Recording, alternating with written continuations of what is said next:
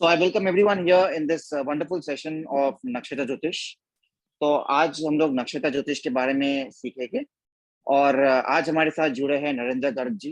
नरेंद्र गर्ग जी राजस्थान की एक बहुत बड़ी एस्ट्रोलॉजर में हस्ती है और काफी उनका नाम है। काफी 3 जनरेशन से इन्होंने एस्ट्रोलॉजी सीखा है और काफी लोगों को भी सिखाते हैं। यूट्यूब चैनल में उनके 85,000 के आसपास के सब्सक्राइबर्स है, 7 करोड़ जितने इनके व्यूज है। उनका यूट्यूब चैनल काफी प्रचलित है, 500-600 वीडियोज इनमें।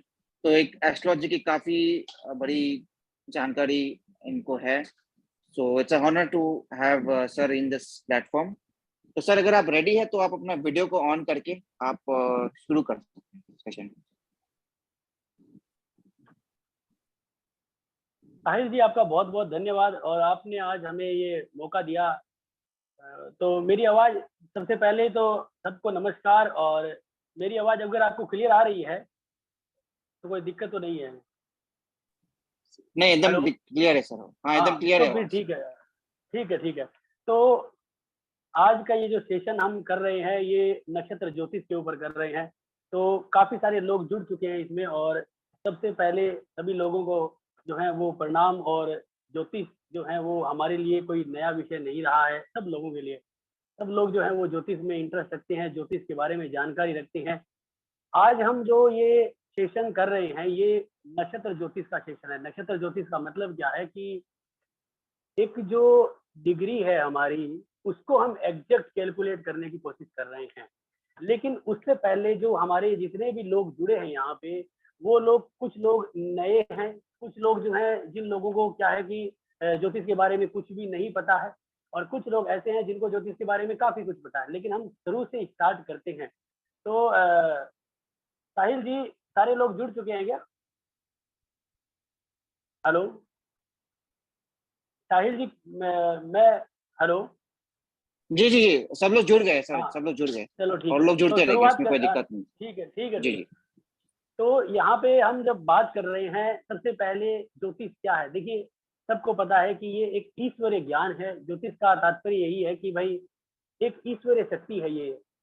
यानी कि हमारी जो गणनाएं हैं जीवन की, चाहे वो भूतपूर्व गणनाएं हो या आगे आने वाले भविष्य की गणनाएं हो, हम उन गणनाओं का आंकलन लगाते हैं। और किस तरह से लगाते हैं? यानी कि हम हमारी ज्योतिष के अंदर जो है वो 9 ग्रहों को लेते हैं और 9 ग्रहों के साथ जो है उनकी राशियों को लेते हैं। अब ये जो है वो कोई ऐसा नहीं है कि लोगों के मन में आया कि भाई हम जो है वो ज्योतिष बनाएं। ज्योतिष बनाया नहीं गया है, ज्योतिष हमारे को आधार मान के बनाए गए। यानी कि हमारा जो पूरा शरीर है उसके अंदर, जैसे कि चेहरा है तो इसे सूर्य का रूप दिया गया है। हमारे हाथों में जो ताकत है उसे मंगल का रूप दिया गया है। हमारा जो पेट है, हमारा जो गुप्तांग है, इन सब चीजों को मिला के ग्रहों को बनाया गया है। उन्हीं के साथ जो है वो राशियों को बनाया गया है। तो ज्योतिष इन सब चीजों से मिलके बना है। अब ज्योतिष की आवश्यकता क्यों है? सबसे महत्वपूर्ण क्या है? ज्योतिष की आवश्यकता इसलिए है कि हमारे जीवन में जब भी कोई घटना होती है, जैसे कि नॉर्मल चल रहा है जीवन, उसमें कोई दिक्कत नहीं है। लेकिन जीवन में क्या होता है कि कुछ ऐसी घटनाएं हो जाती है, जैसे कि सब कुछ अच्छा चल रहा है, अचानक जो है वो हानि होनी शुरू हो गई। अचानक क्या हुआ कि हमसे जो कमजोर लोग हैं वो आगे निकल रहे हैं।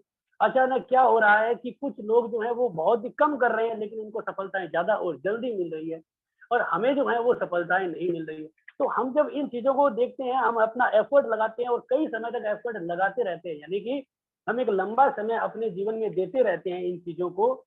तो हमें ये एहसास होता है कि भाई कुछ ना कुछ एक कमी है, कुछ ना कुछ देवीय शक्ति है जो हमें रोक रही है। यानी कि हम इसे ये कह सकते हैं कि हमारे साथ कुछ गलत हो रहा है, और वो कौन कर रहा है? या तो भगवान, या हमारा भाग्य, या भविष्य। तो जब भाग्य और भविष्य की बात आती है तो ईश्वर ज्ञान यानी कि ज्योतिष, यानी ईश्वरीय ज्योति का रूप हमारे सामने आ जाता है, यानी कि ज्योतिष के बारे में। तो ये जो रूपरेखा हम बना रहे हैं वो इसलिए बना रहे हैं कि जो लोग नए हैं उन लोगों को देखने को और सीखने को मिले कि भाई हम क्या कर रहे हैं और क्या बना रहे हैं। तो उस तरीके से हमें ज्योतिष की जरूरत होती है कि हमारे जीवन में होने वाली घटनाएं, जैसे कि अगर हम ये देखते हैं कि भाई हम बार बार बीमार पड़ रहे हैं, कारण क्या है? हम बहुत मेहनत कर रहे हैं, हमारे अच्छे डिग्री है, हमारे पास सब कुछ अच्छा है, फिर भी हमें लाभ नहीं मिल रहा है। हमारे पिताजी ने है अच्छा व्यापार किया, लेकिन हम उस व्यापार को जो है कंटिन्यू नहीं कर पाए। इन सब चीजों का जब हमारे दिमाग में आकलन आता है तो कहीं ना कहीं हमें ये नजर आता है कि भाई हम कहीं ना कहीं पीछे हैं, और कोई ना कोई शक्ति हमें रोक रही है, तो हम अपने जो आसपास में जो अच्छे लोग हैं, जो समझदार है, उनसे पूछे कि भाई ज्योतिष के बारे में, या फिर किसी को पूछे, तब हमें पता चलता है कि ज्योतिष एक सब्जेक्ट है। उसके बारे में हम भविष्य की गणनाओं को, और वो जो भूतपूर्व जो घटनाएं हुई है हमारे साथ, यानी कि जो भी बुरा हुआ है, उसके बारे में हम आकलन लगाएं। तो ये तो होता है हमारा एक ज्योतिष का थोड़ा सा विषय। अब हम आज के जो सेशन है इसमें बात करेंगे सबसे महत्वपूर्ण नक्षत्रों के ऊपर, कि हमारे जो 27 नक्षत्र हैं, वो नक्षत्र क्या इम्पोर्टेंस है, क्या भिन्नता है नक्षत्र ज्योतिष में और वैदिक ज्योतिष में। यानी कि जो लोग वैदिक ज्योतिष कर रहे हैं, जैसे कि कुंडली आई आपके सामने, आपने ग्रहों को देखा, यहाँ पे जो ग्रह बैठा है हमने आकलन लगाया। अब नक्षत्र की इम्पोर्टेंस क्या है और क्यों जरूरत है इसकी, सबसे महत्वपूर्ण है क्यों जरूरत है हमें इसकी, वो सब चीजों के बारे में हम चर्चा करेंगे। और इस वीडियो के माध्यम से हम कुछ प्रैक्टिकल जो एग्जाम्पल भी लेंगे, जिनके द्वारा मैं आपको अच्छी तरह समझाऊंगा। तो आप ये जो सेशन है पूरा कंप्लीट करें, जुड़े रहिए। ये ना सोचे कि मुझे, अगर आपको, आप में से बहुत सारे लोग जिनको ज्योतिष के बारे में पता है, तो कुछ चीजें उनको बोर लग सकती है, कुछ लग सकता है कि उनको ऐसा कि भाई ये तो नई चीज नहीं है। लेकिन मैं आपको ज्योतिष में जो रुझान है कि भाई हम किस तरीके से उसमें जाएं, वो बातें आपको मैं बताता हूँ। तो देखिए, सबसे पहले जब हमारे सामने कोई कुंडली आती है, अब नक्षत्र की जरूरत क्यों है, देखिए सबसे पहले जब हमारा कुंडली का निर्माण होता है तो हमारा नाम हमारे नक्षत्र से निकलता है, यानी कि चंद्रमा जिस नक्षत्र में है उसी से हमारा नाम है। जैसे आज अभी हम बात कर रहे हैं तो चंद्रमा आश्लेषा नक्षत्र में है, जो बुध का नक्षत्र है। तो आज गंडमूल नक्षत्र है, और आज हमारा नामकरण जो है वो कहीं ना कहीं इससे होगा। अब हम जब ये देखते हैं कि हमारी जो दशा है, यानी कि जो महादशा, अंतरदशा और प्रचंड दशाएं चलती है, जिसमें महादशा है वो हमारे नक्षत्र से ही चलती है, तो नक्षत्र यहाँ पे इतना इंपॉर्टेंट है। दूसरा कि हम जब विवाह करते हैं तो विवाह के अंदर दो सबसे महत्वपूर्ण चीजें, मुकुट और नाड़ी, दोनों के दोनों जो है वो कहीं ना कहीं नक्षत्रों से ही कैलकुलेट होते हैं। तो नक्षत्र की इतनी जबरदस्त भूमिकाएं हैं। दूसरा कि हमारे जीवन में जैसे कि हम प्रश्न कुंडली का निर्माण करते हैं, तो ये तो क्या आगे के सब्जेक्ट है, लेकिन ये प्रश्न कुंडली का निर्माण है वो भी कहीं ना कहीं जो है वो हमारे नक्षत्रों से होता है। और सबसे महत्वपूर्ण क्या होता है कि जैसे कि जन्म लेते समय जो गंड मूल नक्षत्र है, तो नक्षत्र का एक इंपॉर्टेंस यहाँ होता है। अब जन्म कुंडली के अंदर जो है वो नक्षत्र 13 डिग्री और 20 मिनट का होता है। तो सबसे पहले हम थोड़ा सा कुंडली का आकलन लगाते हैं, उसके बाद नक्षत्र जो है वो भी समझ में आए। तो कुछ जो नए लोग हैं उनके लिए ये थोड़ा सा समय है जो हम लेते हैं। जैसे कि आप ये समझिए कि यहाँ पे हम जब बात कर रहे हैं यहाँ पे, तो ये हमारी जन्म कुंडली है, इसमें ये राशियां हमने लिखी है। जैसे कि पहले नंबर पे, एक नंबर पे मेष राशि है, तो ये काल पुरुष की जन्म कुंडली है। जब हम अपना डेटा डालते हैं तो हमारे लग्न में कोई भी राशि बन के आ जाती है, जैसे कि 1 नंबर, 2 नंबर, 5 नंबर, 6 नंबर। तो सबसे पहली जो राशि होती है काल पुरुष की, वो मंगल की राशि है। और यानी कि मंगल को इंग्लिश में हम मार्स भी कह सकते हैं।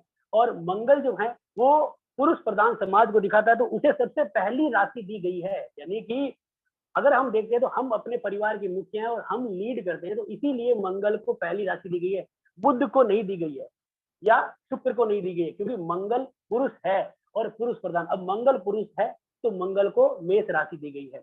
अब इस मेष राशि में भी 3 नक्षत्र है, उनके बारे में भी चर्चा करेंगे। अब मेष राशि का मालिक मंगल है, जिसे हम मार्स कहते हैं। दूसरा जो राशि है वो वृषभ राशि है, यानी कि जन्म कुंडली की दूसरी राशि। तो ये पुरुष, ये जो है वो स्त्री राशि है, यानी कि इसका मालिक है शुक्र। तो सबसे पहले पुरुष मंगल आया, उसके बाद आई हमारी जो है वो आपकी स्त्री। तो एक व्यक्ति पुरुष आया, एक स्त्री आई, तो दोनों ने मिलके जो है वो हमें यहाँ पे जो है वो एक कुंडली का निर्माण शुरू किया, यानी कि 2 भावों को जोड़ा। तो पहली राशि है मेष, दूसरी राशि है वृषभ। वृषभ राशि का मालिक शुक्र है, जिसे हम वीनस, जो है वो यहाँ पे आ जाती है आपके तीसरी राशि, यानी कि यहाँ पे मिथुन राशि। अब मिथुन राशि का जो मालिक है वो आपका यहाँ पे बुध होता है। अब बुध क्यों है, क्योंकि ये जब कोई व्यक्ति जन्म लेता है या जब कोई व्यक्ति होता है तो उसको सबसे पहले ये पता चलता है कि मेरे पड़ोस में कोई व्यक्ति रह रहा है। मान लीजिए कोई एक व्यक्ति का जन्म हुआ है, तो पहले वो अपने आप को जानता है, उसके बाद अपनी माता को या अपने घर वालों को, परिवार भाव जिसे कहते हैं सेकेंड हाउस, उसके बाद वो अपने पड़ोसियों को जानता है। तो यहाँ पे बुध की राशि है मिथुन, उसके बाद 4 नंबर कर्क राशि है, जिसे माता का भाव कहा गया है, यानी सुख स्थान भी कहा गया है, जिसमें हमारी जमीन जायदाद, घोड़े गाड़ी सब कुछ आता है। उसके बाद आती है सिंह राशि, जिसे हम लियो कहते हैं, और ये राशि है आपके सूर्य देवता की। कर्क राशि चंद्रमा की है, चौथा घर चंद्रमा का है। और उसके बाद आती है बुध की ही दूसरी राशि यानी कि नौकरी की राशि, जिसे हम ये कहते हैं बुध में इम्पोर्टेंट क्या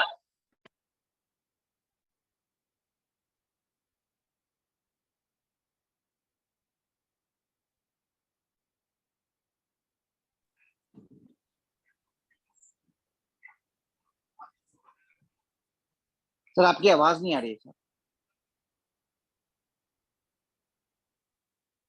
सर आपकी आवाज नहीं आ रही है। हेलो, क्या हेलो, मेरी क्या आवाज मेरी आ आवाज रही है? आ रही है? हाँ अब आ रही है, हेलो, अब आ रही है सर। अब आ रही है आवाज सर। एक एक सेकंड, अब आ रही है? हेलो, हाँ अब आ रही है आवाज सर, अब आ रही है सर। अब आ रही है क्या? हाँ सर आ रही है हेलो, सर, आवाज आ रही है। हाँ सर आ ठीक है। रही है अरे सर, क्या, आवाज आ रही है। हाँ, माफी चाहूंगा। क्या हुआ कि किसी ने शायद कॉल करने की कोशिश की है, कोई पता नहीं जो भी है, माफी चाहूंगा, है ना? कोई बात नहीं, हाँ, कोई बात नहीं, कोई बात नहीं। कोई ओके। टेक्निकल इशू होता है तो क्षमा चाहूंगा। हाँ, तो हाँ कोई यहाँ बात पे नहीं। हम जब बात कर रहे थे कि बुध की राशि है कन्या, तो बुध की एक राशि जो है वो आपकी मिथुन भी है और बुध की एक राशि कन्या भी है। तो ये राशि आपकी बुद्धि और पराक्रम को दर्शाती है, ये राशि आपके जवान युवराज होने को दर्शाती है। तभी तो हम बुध को युवराज कहते हैं। तो जैसे हम जवान होते हैं तो कहते हैं जाओ अब नौकरी करो। उसके बाद शुक्र की एक राशि जो हमारे परिवार भाव और पत्नी और औरत को दर्शाती है, तो दूसरी राशि दाम्पत्य सुख को दर्शाती है। यानी कि हम ये कह सकते हैं कि वीनस की एक राशि और है जिसका नाम है यहाँ पे तुला। और इसके बाद आती है मंगल की ही दूसरी राशि जिसे हम ये कहते हैं वृश्चिक राशि यानी स्कॉर्पियो साइन। ये मार्च मंगल की राशि है, ये 8वें घर में आती है। देखिए इसमें भी 3 नक्षत्र चलते हैं। अब हर राशि के अंदर 3 नक्षत्र हैं।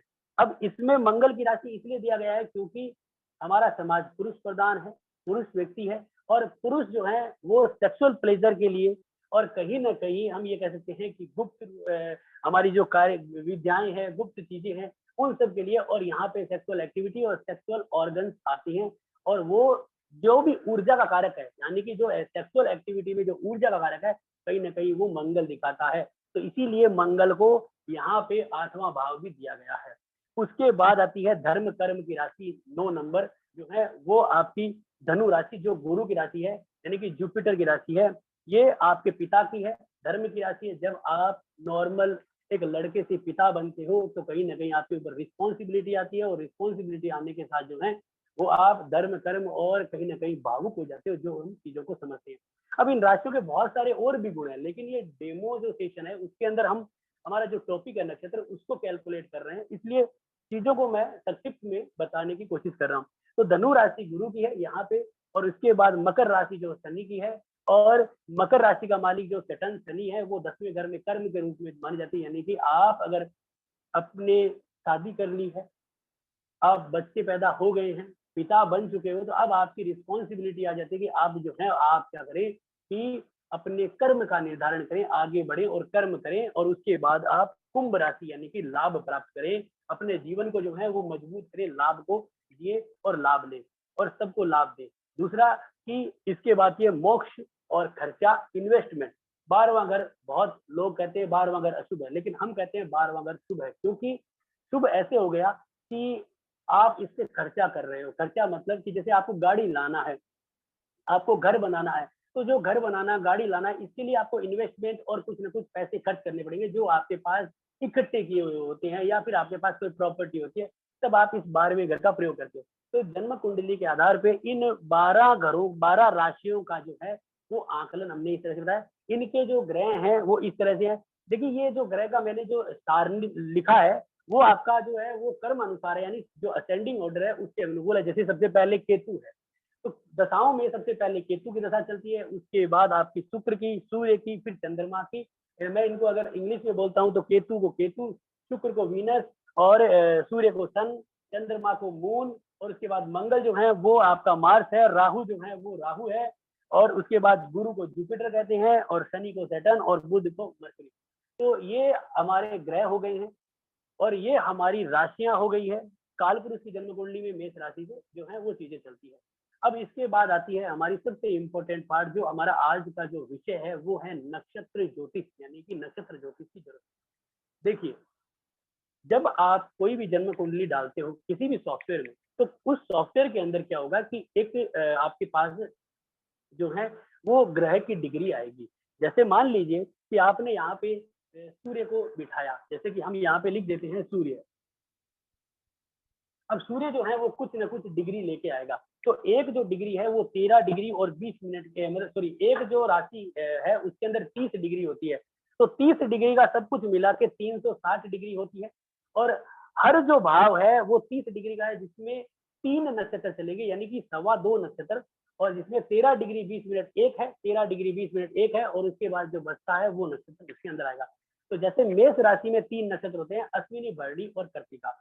अब इसका क्या है, इम्पोर्टेंस ये है इसका कि जब आपका कोई ग्रह किसी नक्षत्र में बैठ गया तो वो उस नक्षत्र का परिणाम देगा। यानी कि पहले हम क्या देखते थे, हमारा जो डिफरेंसेस क्या है वैदिक ज्योतिष में, वैदिक ज्योतिष में डिफरेंसेस क्या है कि आप जब डिग्री देखते हो, यानी कि जब आप ये देखते हो कि भाई सूर्य जो है वो 5 डिग्री का है, यानी कि जैसे हमने कई किताबों में पढ़ा है, कई चीजों में देखा है कि 0 से लेके 5 डिग्री जो है वो बाल अवस्था मानी गई है।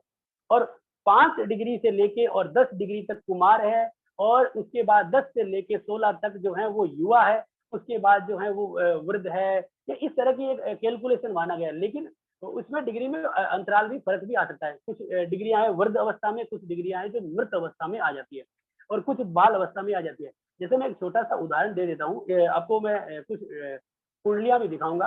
तो अब मान लीजिए कि 0 से लेके 5 डिग्री में आ जाता है कोई ग्रह, तो हम ये सोचते हैं कि वो ग्रह जो है वो बाल अवस्था में, अब वो रिजल्ट जो है वो 25% देगा, या फिर हम ये मानते हैं कि वो रिजल्ट बहुत ही शून्य देगा। लेकिन नक्षत्र ज्योतिष क्या कहता है कि वो किस डिग्री में बैठा है, उसका नक्षत्र स्वामी कहाँ बैठा है। मान लीजिए कि आपका कोई ग्रह उच्च का है और वो जिस डिग्री में बैठा है उसका स्वामी 8वें घर में बैठा हो और नीच का हो जाए, तो आप ये माने कि वो उच्च का ग्रह आपको कभी परिणाम नहीं देगा, नुकसान देगा। मैं आपको जो प्रैक्टिकल सेक्शन में भी बताऊंगा। और कई जो डिग्रियां हैं, जैसे कि कोई ग्रह है उसकी डिग्री 28 डिग्री 29 डिग्री चला गया है। जैसे अगर मैं अपनी बात करता हूँ तो मेरा सूर्य जो है वो 29 डिग्री का है। तो क्या उसने रिजल्ट नहीं दिया? रिजल्ट दिया, बहुत अच्छा दिया, हमको बहुत चीजें दी। तो आप इस चीज को समझिए कि जो वैदिक ज्योतिष है वो नक्षत्र ज्योतिष, एक्चुअलिटी में क्या है कि हमारी जो पुरानी जो ज्योतिष है वैदिक ज्योतिष, वो एक्चुअलिटी में नक्षत्र ज्योतिष ही है। आज उसको वैदिक ज्योतिष उन लोगों ने कर दिया है जिन लोगों ने अपनी अपनी किताबें चलाई, और अपनी किताबों के अंदर जो है वो क्या किया कि अब नक्षत्र के पार्ट को हटा दिया। जैसे कि आप जानते हो गंडमूल नक्षत्र होते हैं। जब कोई बच्चा जन्म लेता है तो अगर उसके जो चंद्रमा है बुध के या केतु के नक्षत्रों में आ जाता है, 3 नक्षत्र जो है वो केतु के होते हैं और 3 नक्षत्र बुध के होते हैं, तो उनमें आ जाता है, तो गंडमूल नक्षत्र में आ जाता है। तो अब क्या होता है कि गंडमूल नक्षत्र में आने से उनके अलग अलग परिणाम के, पहले पद में आएगा तो पिता को हानि, दूसरे पद में आएगा तो माता को हानि। तो इस तरह से पूरा का पूरा एक 10 पन्नों की, या फिर ये माने कि 20-25 पन्नों का एक बुक था। लेकिन कुछ लोगों ने क्या किया, इसको बिल्कुल ही काट दिया नक्षत्रों को, और कह दिया कि बुध के 3 नक्षत्र, केतु के 3 नक्षत्र, इनमें अगर कोई बच्चा जन्मा है तो वो गंडमूल में है, अब इनकी शादी करवाइए। तो ये यहाँ पे निर्धारित कर दिया। लेकिन हम जब आज बात कर रहे हैं, हम पूरा नक्षत्रों को खोलेंगे कि जैसे कि कोई ग्रह है, अब वो ग्रह 0 से लेके 5 पे बैठा है या 0 से लेके 10 डिग्री तक बैठा है, तो वो एक नक्षत्र के अंदर आया है। उस नक्षत्र के अकॉर्डिंग उस नक्षत्र स्वामी का वो परिणाम देगा। अब वो हम ये नहीं देखेंगे कि इसमें कौन सा ग्रह अस्त है। जैसे कि आपको एक उदाहरण दे देता हूँ कि बुध जो है वो सूर्य के साथ रहता है, या एक घर आगे और एक घर पीछे रहता है। तो क्या होता है कि बुध जो है वो यहाँ पे अस्त हो जाएगा, बहुत सारी कुंडलियों में अस्त हो जाएगा। तो इसका तात्पर्य ये नहीं है कि भाई हमारे भारत में, क्योंकि ज्योतिष भारत में ज्यादा चलती है, कि हमारे भारत में सभी लोग जो है वो अज्ञानी होंगे, बुद्धि नहीं होंगे। लेकिन हमारे तो यहाँ पे बहुत सारे बुद्धिशाली लोग हैं। एक्चुअलिटी में उसका तात्पर्य आपको इस तरह से लेना है कि अगर वो दोनों एक ही नक्षत्र में है, उनका स्वामी जो है वो कहीं ना कहीं बुरा है, तब जाके वो अस्त होगा। या फिर वो बुध सूर्य के ही नक्षत्र में आ जाए, तब जाके वो अस्त होगा। ऐसा नहीं है कि वो अस्त हो जाए। अब कुछ लोग क्या है कि उसको हर जन्म कुंडली में अस्त कर देंगे तो हमें रिजल्ट ही नहीं मिलेगा। शुक्र को अस्त कर देंगे, अरे शुक्र को अस्त कर देंगे तो भारत की आबादी कैसे बढ़ी है? क्योंकि शुक्र अगर अस्त हो जाएगा तो फिर भारत की जनसंख्या इतनी कैसे बढ़ जाएगी? तो इसका तात्पर्य क्या है कि हम आज जो वैदिक ज्योतिष के अंदर जो हमारी पुरानी जो नक्षत्र ज्योतिष है उसको कैलकुलेशन में लाएंगे, और उसके अकॉर्डिंग जो है वो चीजों को मिलाएंगे। तो हम इस सेशन के अंदर जो सबसे महत्वपूर्ण चीज जो जान हैं कि जो हमारा ग्रह है, जैसे कि एक युति बनती है, केसरी योग है या फिर श्रापित दोष है, तो इस तरह की युति बन जाती है। अब राहु 3 डिग्री का है, शनि जो है वो 25 डिग्री का है, दोनों का नक्षत्र ही भिन्न है, फिर कैसे युति बनी? युति नहीं बनी है, इसका मतलब क्या है कि वो दोष हमें नहीं लगा, वो सिर्फ एक युति बनी है जिसका हमें हानि नहीं होगी। अब इस चीज को मैं सरल शब्दों में बताता हूँ, नक्षत्र की जरूरत क्यों है, सरल शब्दों में समझ लीजिए, सरल से सरल शब्दों में कि मैंने जैसे कहा, आपको ये कहा कि भाई ये जो कंप्यूटर है या ये जो मोबाइल है ये कहाँ मिलेगा, तो आपने कहा कि ये जो है वो कलकत्ता में मिल जाएगा या ये बॉम्बे में मिल जाएगा, तो बॉम्बे बहुत बड़ा है, अब मैं कहाँ ढूंढूंगा? तो आपने मुझे कह दिया कि भाई ये इस बाजार में मिलेगा। तो ये जो राशि है ये आपकी यहाँ पे कितनी है, जैसे कि मैं अगर मेष राशि को जोड़ता हूँ तो ये 30 डिग्री की राशि है। अब इस 30 डिग्री की राशि में क्या हो रहा है कि सबसे पहला जो नक्षत्र चलेगा वो आपका चलेगा अश्विनी, जो 13 डिग्री और 20 मिनट का होगा। दूसरा जो है वो भरणी चलेगा, जो यहाँ पे फिर से 13 डिग्री और 20 मिनट का होगा। तीसरा नक्षत्र जो है वो आपका चलेगा सूर्य का। तो यहाँ पे आप ये देखिएगा कि ये जो 3 नक्षत्र है इस मेष राशि में, अश्विनी, भरणी और सॉरी कृत्तिका है जो सूर्य का नक्षत्र है। तो यहाँ पे जो कृत्तिका नक्षत्र जो चलेगा,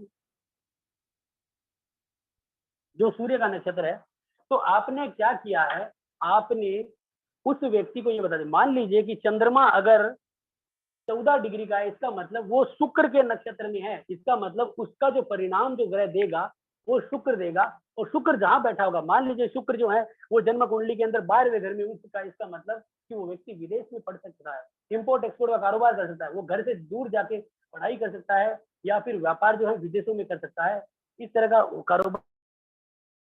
चंद्रमा जो है वो 8वें घर में आ गया, यानी चंद्रमा का जो नक्षत्र स्वामी शुक्र है वो 8वें घर में आ गया, तो क्या करेगा? मानसिक तनाव, चिंताएं, रोग, सेक्सुअल रोग। अब आप कहोगे कि भाई चंद्रमा तो यहाँ पे जो है वो 14 डिग्री का पूरा युवा अवस्था में है, तो क्या परिणाम दे रहा है? अरे भाई युवा अवस्था में तो है, लेकिन उसका नक्षत्र स्वामी कहीं ना कहीं 6ठे, 8वें, 12वें में हो गया, तो फिर गड़बड़ हो गया।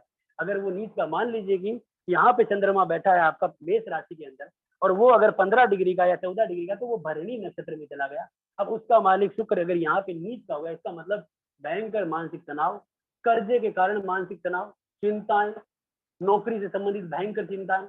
कैसे हुआ? क्योंकि ये यहाँ पे चला गया।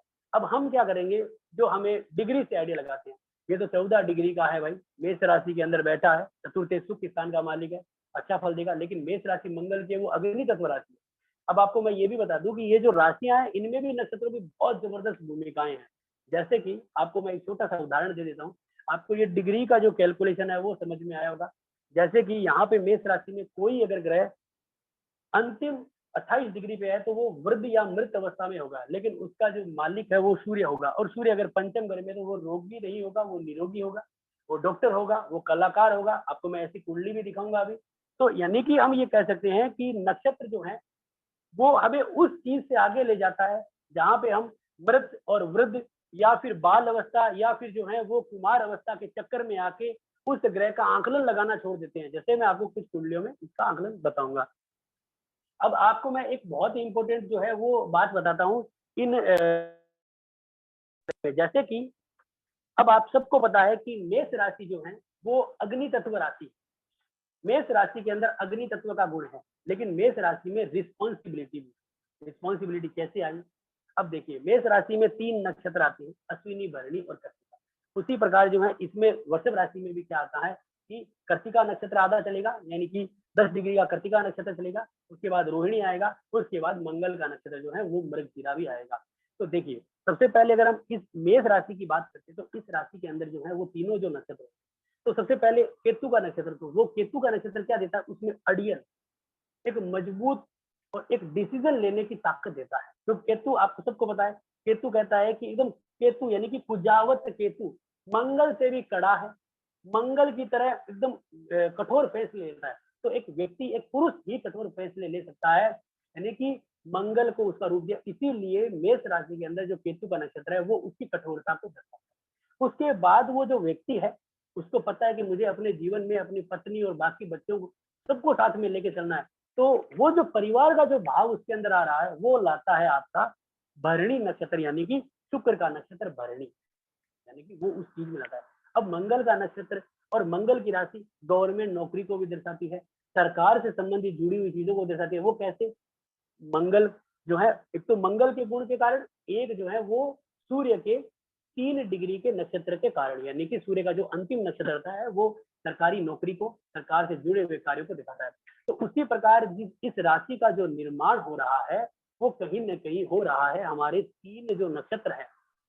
और उसी प्रकार जैसे मैं एक छोटा सा उदाहरण और देता हूँ, जैसे आपके सामने ये वृश्चिक राशि है या फिर कर्क राशि है। अब देखिए वृश्चिक राशि जो है इसके अंदर आपके 3 नक्षत्र चलेंगे। सबसे पहले गुरु का नक्षत्र चलेगा, उसके बाद आएगा इसमें शनि का नक्षत्र और उसके बाद इसके अंदर आएगा बुध का नक्षत्र। अब देखिए, अब सबको पता है कि 8वां घर जो है उसमें वृश्चिक राशि आती है, जहरीली राशि है, लोगों को साथ छल करना, लोगों को ठगना, परेशान करना, प्रताड़ना देना या लोगों के साथ किसी भी तरह का अनैतिक कार्य करना, ये कहीं ना कहीं 8वां घर दिखाता है और सेक्सुअल प्लेजर को भी दिखाता है। तो अब इस 8वें घर के अंदर लाभ भी है, गुप्त लाभ भी है, बहुत सारी चीजें और भी है। तो यानी कि इन चीजों को समझिए कि ये जो 8वां घर है ये कहीं ना कहीं हमें क्या दिखा रहा है, गुरु का एक छोटा सा जो नक्षत्र है इसके अंदर वो हमें यहाँ पे थोड़ा सा लाभ दिखा रहा है कि गुरु का जो नक्षत्र कह रहा है कि इस 8वें घर से तुम्हें धन प्राप्ति और कहीं ना कहीं पीएचडी या फिर जो है वो ईश्वर के प्रति, यानी कि 8वें घर से ईश्वर को नहीं देख सकते, लेकिन हम ये कह सकते हैं कि यहाँ से ईश्वर का रास्ता भी निकलता है, क्योंकि ये क्या है, इस 9वें घर के सीढ़ी, यहाँ से ईश्वर का रास्ता निकलता है जो गुरु का नक्षत्र देखा है। इसके बाद आता है इसमें शनि का नक्षत्र। तो शनि का नक्षत्र क्या देगा? शनि का जो नक्षत्र है वो यहाँ पे ये चीज देगा कि आपको लोगों के साथ छल करना, ऐसे लोगों से पैसा कमाना, भावुक होना और कहीं ना कहीं लोगों के साथ डरपोक, यानी कि जैसे वृश्चिक राशि के लोग जो है डरपोक भी होते हैं, तो लोगों के साथ मिलके लोगों को ठगना और लोगों के साथ, यानी कि जैसे कि हम किसी के साथ धोखा कर रहे हैं, छल कर रहे हैं, कपट कर रहे हैं, तो शनि उन सब चीजों का कारक है। हम लोग कहेंगे शनि कर्म का कारक है, शनि जो है वो, लेकिन शनि की ये जो नक्षत्र है वो यहाँ पे इस तरह की चीजें देता है, तभी वृश्चिक राशि में ये गुण आते हैं।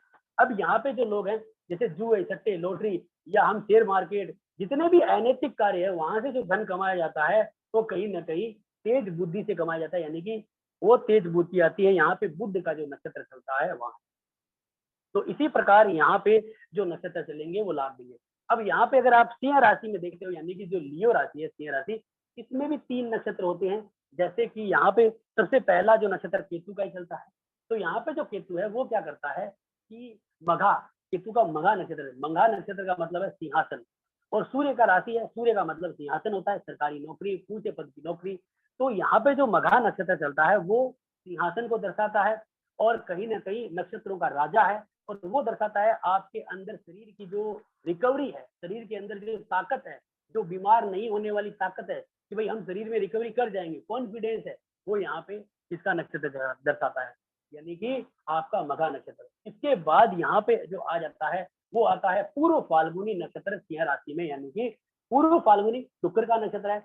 अब ये शुक्र यहाँ पे क्या दर्शाता है? प्रेम संबंधों को। तो आप देखिए 5वें घर से ही प्रेम क्रीड़ाओं को दिया गया है, जबकि ये सूर्य की राशि है, सूर्य प्रेम चीजों को नहीं दिखाता है, लेकिन सूर्य यहाँ पे क्या दिखाता है? निरोगी काया को, डॉक्टर को, पेट को, और ये पेट से संबंधित चीजों को। तो यहाँ पे जो प्रेम आता है, जो मौज मस्ती आती है, जो घूमना फिरना आता है, वो आता है आपका पूर्व फाल्गुनी शुक्र के नक्षत्र के द्वारा। इसके बाद यहाँ पे जो है वो तीसरा नक्षत्र चलता है स्वयं सूर्य का, वो छोटा सा नक्षत्र है जो दिखाता है आपको कहीं न कहीं शरीर की रिकवरी, शरीर की ताकत।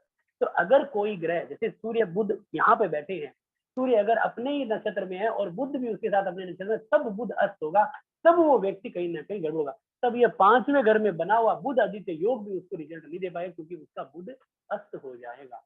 तो इस चीज को यहाँ पे हमें इस तरह से समझना है। तो जो नक्षत्रों की जो चीज है, यानी कि हर राशि के अंदर हर ग्रह और हर राशि जो है, अब हर ग्रह के 3 एजेंट है। जैसे मैं आपको बता देता हूँ कि जो शुक्र है इसके 3 नक्षत्र हैं, यानी कि सबसे पहले भरणी, पूर्व फाल्गुनी और आपका जो है वो पूर्व षाढ़ नक्षत्र। तो आपका ये कहाँ कहाँ आता है? इन 3 राशियों के अंदर आता है। सबसे पहले तो आपका जो है वो यहाँ पे आएगा मेष राशि में, फिर आपका आएगा सिंह राशि में और फिर आपका आएगा धनु राशि में। अब इन तीनों जगह शुक्र का नक्षत्र आ गया है। अब इसकी फायदा क्या हुआ? देखिए शुक्र की 2 राशियां हैं। सबसे पहले वृषभ राशि टॉरस और दूसरी जो है वो तुला राशि लिब्रा। अब इन दोनों राशियों का शुक्र परिणाम देगा। अगर कोई ग्रह शुक्र की राशि में बैठा, जैसे मान लीजिए कि हमारी जन्म कुंडली का बुध है जो वृषभ राशि में बैठा है, तो वो क्या करेगा, शुक्र के परिणाम देगा। उसका राशि स्वामी शुक्र है, तो शुक्र के परिणाम देगा इन दोनों भावों। अब क्या होगा यहाँ पे कि शुक्र के 3 एजेंट है। कौन है? तीनों नक्षत्र, सॉरी 3 एजेंट है, तीनों नक्षत्र। एक मेष राशि में बैठा है, एक यहाँ पे बैठा है और एक यहाँ पे बैठा है। अब मान लीजिए कि शुक्र जो है उसके राशि में कोई ग्रह ही नहीं है। जैसे हम देखते हैं हमारी जन्म कुंडली में कई ग्रह कई राशियां जिनमें कोई ग्रह नहीं बैठा होता है। साहिल जी माफी चाहूंगा। तो यहाँ पे जो शुक्र है उसकी राशि में कोई ग्रह ही नहीं बैठा है। तो अब क्या होगा, क्या जन्म कुंडली में शुक्र से संबंधित हमें कोई परिणाम नहीं मिलेगा? अब क्या हमें जो है वो हमारी जन्म कुंडली के अंदर शुक्र जो हमें लग्जरी लाइफ, विवाह और वैवाहिक जीवन का सुख दे रहा था, क्या वो हमें मिलेगा नहीं? तो हम उसको कैसे प्राप्त करेंगे, कैसे हम उसको समझेंगे? तो उसके लिए हमारे पास है ये नक्षत्र कि अगर मेष, सिंह और धनु इन तीनों राशि में अगर कोई ग्रह 14 डिग्री या 13 डिग्री 20 मिनट, 13 डिग्री और 21 मिनट से लेके और 26 डिग्री और 40 मिनट तक बैठा है, तो कहीं ना कहीं वो शुक्र का एजेंट हो गया और वो शुक्र के परिणाम देगा, यानी कि हमारे इन दो भावों के परिणाम देगा। यानी कि जन्म कुंडली में हर ग्रह अपनी राशि के अलावा अपने 3 और राशियों में अपने एजेंट छोड़ रखे। यानी कि जैसे एक बड़ी कंपनी है, वो अपना माल अपने शहर में तो बेचती है, अब इसके अलावा वो 3 बड़े शहरों में भी अपना माल जो है वो वितरण करती है, तो उससे क्या होता है, उसको लाभ होता है। तो उसी प्रकार जो ग्रह है वो अपनी राशियों के तो परिणाम देगा, साथ में अपने जो 3 नक्षत्र बैठे हैं, जैसे मेष राशि में, सिंह में, इनमें अगर इनमें कोई और ग्रह है, जैसे कि यहाँ पे शुक्र की राशि में कोई ग्रह नहीं है, तो शुक्र उसका परिणाम देगा।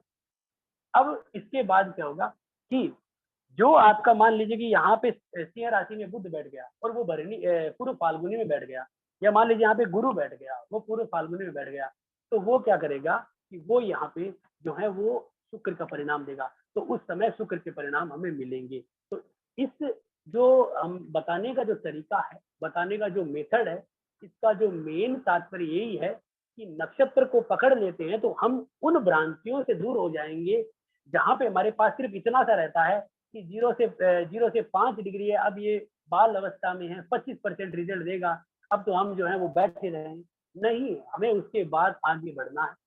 आगे बढ़ के हमें यहाँ पे आना है कि भाई ये ग्रह जो है वो इन नक्षत्रों के द्वारा नक्षत्र स्वामी का परिणाम देगा और नक्षत्र स्वामी के कारण जो है वो उन भावों को एक्टिव करेगा। मान लीजिए कि यहाँ पे बैठा है शनि और शनि शुक्र के नक्षत्र में है, तो वो शनि अपनी दशाओं में शुक्र के दूसरे और 7वें घरों के परिणाम देगा। तो क्या करेगा, शनि मेरी संबंधी योग बनाएगा, विवाह के लाभ देगा, नए व्यापार की भूमिका बनाएगा, नए व्यापार की रणनीतियां बनाएगा। तो इस तरह से हम यहाँ पे ये चीज समझ सकते हैं जन्म कुंडली के नक्षत्रों के आधार पे कि हम कहाँ पे हैं। अब आपको पता है कि जब शनि की साढ़ शक्ति चलती है तो बहुत सारे लोग क्या करते हैं, अरे शनि 3 चरणों में आएगा। सबसे पहले तो आपका जो है वो पहले चरण में, उसके बाद जन्म शनि, उसके बाद उत्तर तक। लेकिन आपको ये पता होना चाहिए कि वो पायों पे आता है, जैसे चांदी के पाए पे, सोने के पाए पे, लोहे के पाए पे। जब आप शनि का शनि चालीसा पढ़ते हो तो यहाँ पे आप देखते हो कि भाई लोह चरण पर जब प्रभु आवे, धन जन संपत्ति नष्ट करावे।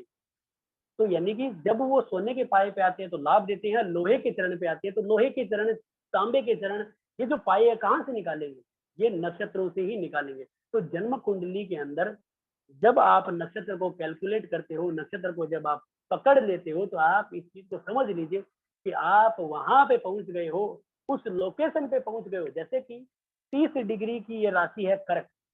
अब मैंने कह दिया कि भाई चंद्रमा यहाँ पे जो है वो 15 डिग्री का बैठा है या फिर 25 डिग्री का बैठा है, तो आप कहोगे कि भाई ये तो युवा में है या कुमार अवस्था में है, तो वो तो बढ़िया परिणाम मिला। लेकिन वो यहाँ पे किसी न किसी डिग्री में बैठा। अब मैं इसको एक छोटे से शब्दों में ये कह रहा हूँ कि आपने कहा कि कर्क राशि में, कर्क राशि 30 डिग्री के, 30 डिग्री की इस राशि में दुनिया में कितने लोग हैं जिन लोगों के चंद्रमा बैठा होगा कर्क राशि। लेकिन आपने कहा कि मेरा चंद्रमा 20 पॉइंट इतने डिग्री में बैठा है, तो कर्क राशि में 20 डिग्री के ऊपर शनि का नक्षत्र चलेगा, पुष्य। तो पुष्य नक्षत्र का मालिक है शनि। अब शनि कहाँ बैठा है, शनि मान लीजिए यहीं पे बैठा है, इसका मतलब आपके राज्य खुल गए। अब आपको शनि के साथ संबंधित व्यापार में लाभ मिलेगा। अब नहीं तो आप क्या कर रहे थे, यहाँ पे 15 डिग्री का है, 20 डिग्री का है, आप कह रहे हैं ये तो भाई जो है वो आपका युवा अवस्था में है, जब आएगा तो जबरदस्त परिणाम देगा, मुझे लाभ देगा, वो देगा, क्या पता क्या देगा। अब मान लीजिए कि शनि जो है वो लगन में आके नीच का हो जाए, तो क्या कर लेगा। अब आप कह रहे हो 19 डिग्री का है मेरा शनि चंद्रमा, और वो जो है वो यहाँ पे मजबूत बैठा है युवा अवस्था में, जब वो आएगा तो जबरदस्त रिजल्ट देगा। तो उस चक्कर में आप न फंसे, आप नक्षत्र को पकड़े, नक्षत्र के द्वारा महादशा अंतरदशा को पकड़ेंगे तो आपको लाभ होगा। अब मैं आपको कुछ कुंडलियां दिखाता हूँ जो आपको मेरे सॉफ्टवेयर के द्वारा आपको जो है वो आइडिया होगा। तो मैं अपनी स्क्रीन को शेयर करता हूँ, 1 सेकंड का समय दीजिए मुझे। यहाँ पे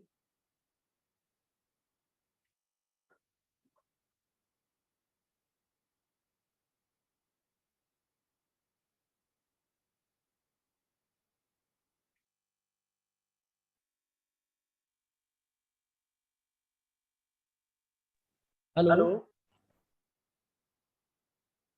हेलो हेलो हेलो। स्क्रीन दिख रहा है सर? दिख रहा दिख है रहा ना? है ना? हाँ स्क्रीन दिख रहा है सर। हाँ हाँ हाँ सर, यस सर।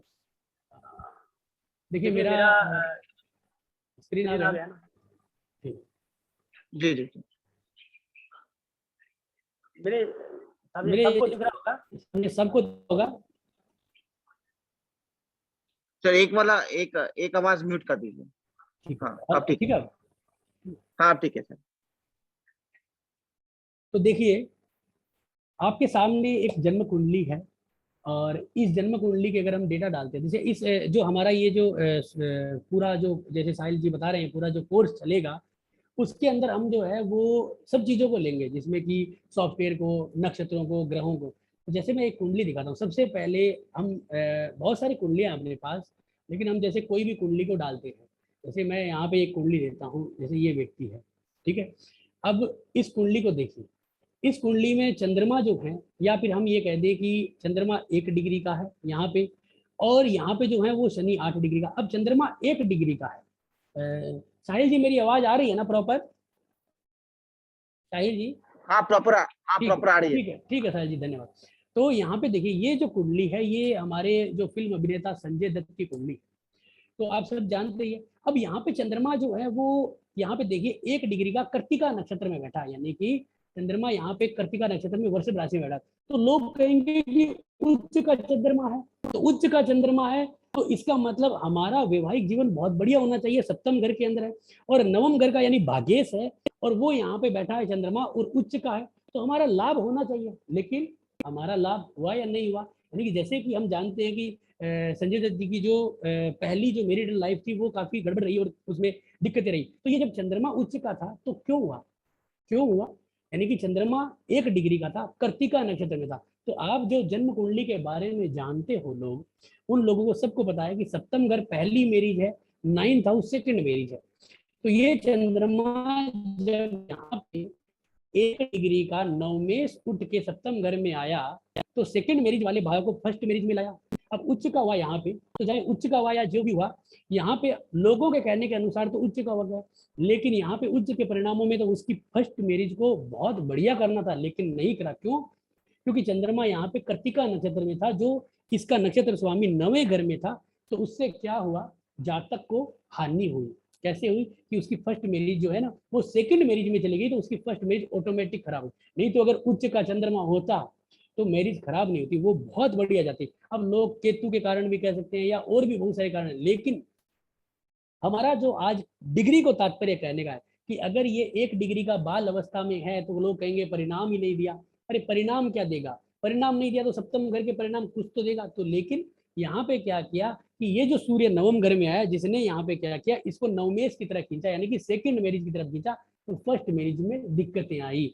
तो इस कुंडली से हमने ये देखा कि जो हम 1 डिग्री को ग्रह को समझते हैं, जैसे जुपिटर यहाँ पे हम देखते हैं जो 12वें घर में बैठा 28 डिग्री का, अपने ही नक्षत्र में है विशाखा, यानी कि 12वें घर में अपने ही नक्षत्र में, इसका मतलब वो अपने घर का परिणाम ज्यादा। अब कुछ कहेंगे कि ये वृद्ध है, मृत है, लेकिन ये 12वें घर में है, और जन्म कुंडली का जो है वो क्या है कि पंचमेश है, 12वें घर में आता। तो ऐसा व्यक्ति जो है वो काफी अच्छा ग्रोथ करता है, क्योंकि पंचम घर का मालिक 12वें घर में जाता है, तो वो क्या करता है कि बड़े बड़े काम करता है। यानी कि अब उसमें हानि भी है 12वें घर में, जैसे कि इनको काफी जेल यात्राएं भी हुई, नुकसान जो है, लेकिन इन्होंने बहुत लंबे समय तक एक बार वगैरह मोक्ष का, तो उसने लंबे समय तक एक जगह पे यानी कि बॉलीवुड के अंदर बहुत अच्छा राज किया, क्योंकि ये यहाँ पे गुरु इस तरह के इस टाइप को दिखाता है। अब जैसे कि हम दूसरी कुंडली यहाँ पे लेते हैं, हमारे पास बहुत सारी कुंडलियां हैं डेटा के लिए। देखिए मैं एक बहुत अच्छी कुंडली दिखाता हूँ, ये है जवाहरलाल नेहरू जी की कुंडली।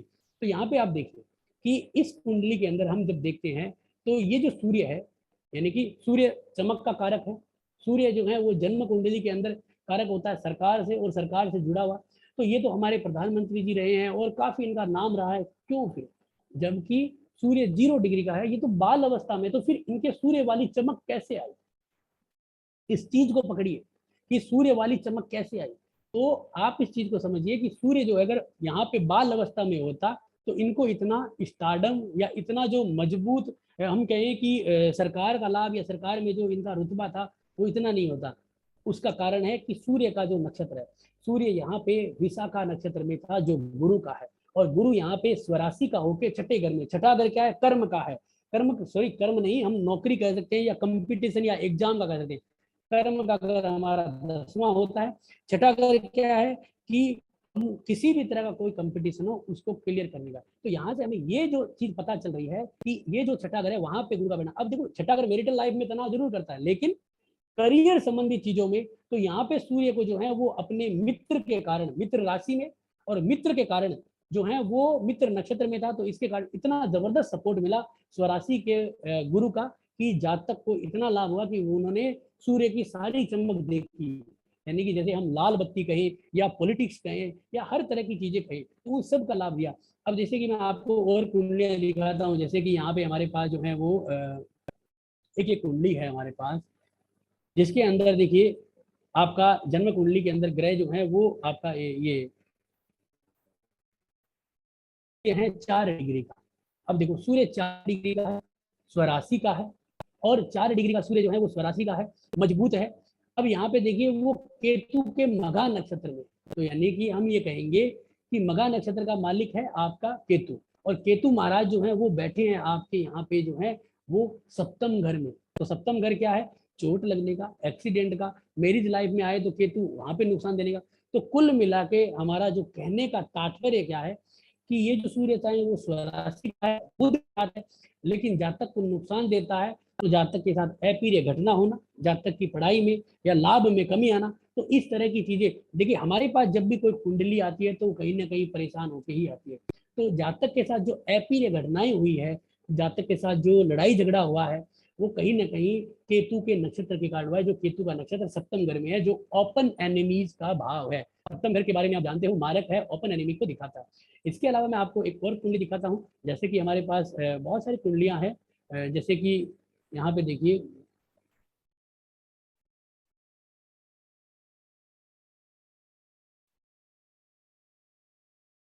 जैसे अनिल, यहाँ पे देखिए चंद्रमा 0 डिग्री का अश्विनी नक्षत्र में, और चंद्रमा यहाँ पे मेष राशि में बैठा है। इसके जो राशि है उसके अकॉर्डिंग उसे लाभ नहीं मिल रहा है। लेकिन आप यहाँ पे इस चीज को देखिए कि चंद्रमा यहाँ पे अश्विनी नक्षत्र में, जिसका मालिक है केतु, और केतु जो है वो दिखाता है हमें लाभ घर में बैठा है। इसका मतलब हर चीज को मजबूत करना, हर चीज की प्राप्ति को देना। तो चंद्रमा यहाँ पे 0 डिग्री का है, लेकिन जातक को जबरदस्त लाभ दे रहा है। तो कहने का तात्पर्य क्या है इस सेशन को समझने का और इस चीज को करने का, कि एक नक्षत्र को, अब हम यहाँ पे बाल अवस्था, कुमार अवस्था, युवा अवस्था में उलझे ही रह जाएंगे, कभी सब चीज को क्लियर ही नहीं कर पाएंगे। तो यहाँ पे हमारा जो मेन जो मकसद है इसको बताने का वो यही है कि एक नक्षत्र जैसे चंद्रमा यहाँ पे जो है वो अग्नि तत्व राशि में है, जो इसके अनुकूल नहीं है, इसके अकॉर्डिंग नहीं है। चंद्रमा जल है, ये मेष राशि अग्नि है, लेकिन यहाँ पे केतु के नक्षत्र में आया, और केतु लाभ घर में शनि की राशि में बैठा है। जो केतु और जो मेलिफिक प्लेनेट के बारे में हम कहते हैं कि 3, 6 और 11 में अच्छे परिणाम देता है। तो उस वजह से हम ये कह सकते हैं कि आपको यहाँ पे अत्यंत लाभ के योग बन रहे हैं, और इस तरह से हम ये कह सकते हैं कि हमारे को यहाँ पे लाभ भी होगा। तो केतु के कारण हमें यहाँ पे लाभ हो रहा है। तो इस तरह से हम जो है वो चीज़ों को समझ सकते हैं। तो ये जो हमारा कोर्स है जिसके बारे में मैं आपको बता देता हूँ कि ये हमारा किस तरह से चलेगा, बाकी जो जानकारी होंगी वो साहिल जी जरूर देंगे। तो जैसे कि आज का जो सेशन है उसके अंदर हम इस कोर्स के बारे में अगर बताते हैं, अगर किसी को कोई डाउट है तो वो जरूर पूछ सकता है हमारे को, जैसे हमारा जो ग्रुप है उसके अंदर अपना कमेंट डाल के। तो हमारा जो कोर्स जो चलेगा, हम पहले दिन ग्रहों के प्लैनेट्स और इनके साइंस के बारे में चर्चा करेंगे, और इसके बाद हम जो है वो दूसरे दिन जो है वो चर्चा करेंगे हमारे जो महादशा है और प्लैनेट के जो कैलकुलेशन है, और उसके बाद जो है हम चर्चा करेंगे आपके सॉफ्टवेयर को यूज कैसे करें। और उसके बाद जो हमारा 3, 4 और 5वां दिन होगा, उसमें हम 27 नक्षत्रों के बारे में चर्चा करेंगे, जो हमारे संपूर्ण 27 नक्षत्र है। इसमें 28वां नक्षत्र जो है वो होता है आपका जो आपका अभिजीत के अंदर आता है, जिसे हम 22वां नक्षत्र कहते हैं। इसके बाद हमारा 6 और 7वें दिन को हम बेबी का नामकरण कैसे करते हैं, नक्षत्र ज्योतिष, गंडमूल, इनके बारे में चर्चा करेंगे। और उसके बाद 8, 9, 10, 11, 12 को हम जो है marriage, divorce, job, finance, health, court, litigation, foreign purchase, यानी कि ये जो बाकी सारे चीज है उन सब के विषय में हम जो है वो पूर्ण रूप से चर्चा करेंगे, और इनके रेमेडीज कैसे इनका प्रेडिक्शन करते हैं। ये पूरा का पूरा सेशन जो है वो प्रैक्टिकल प्रेडिक्टिव सेशन रहेगा। और उसके बाद हम 13वें दिन हम करेंगे ट्रांजिट, यानी कि नक्षत्र के द्वारा गोचर को कैसे समझे, कैसे सीखें।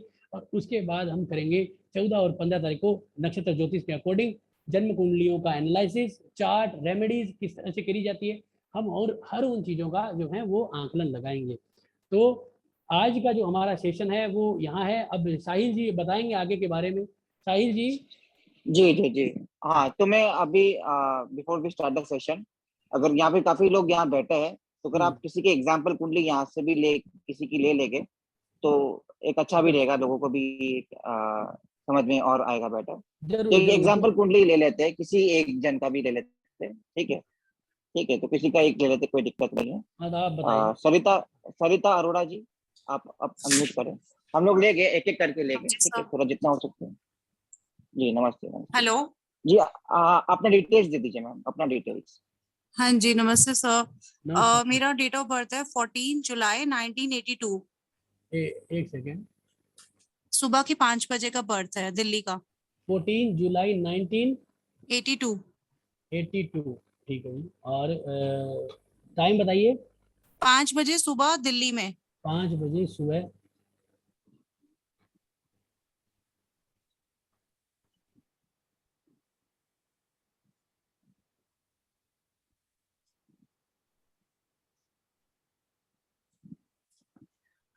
देखिए, इनकी जो जन्म कुंडली है ये मिथुन लग्न की जन्म कुंडली बनी है, काफी अच्छी जन्म कुंडली है। और लग्न का मालिक जो है बुध, वो यहाँ पे बैठा है अपने ही यानी कि राशि के अंदर। जी, आपको क्या सवाल पूछना है मैम? आप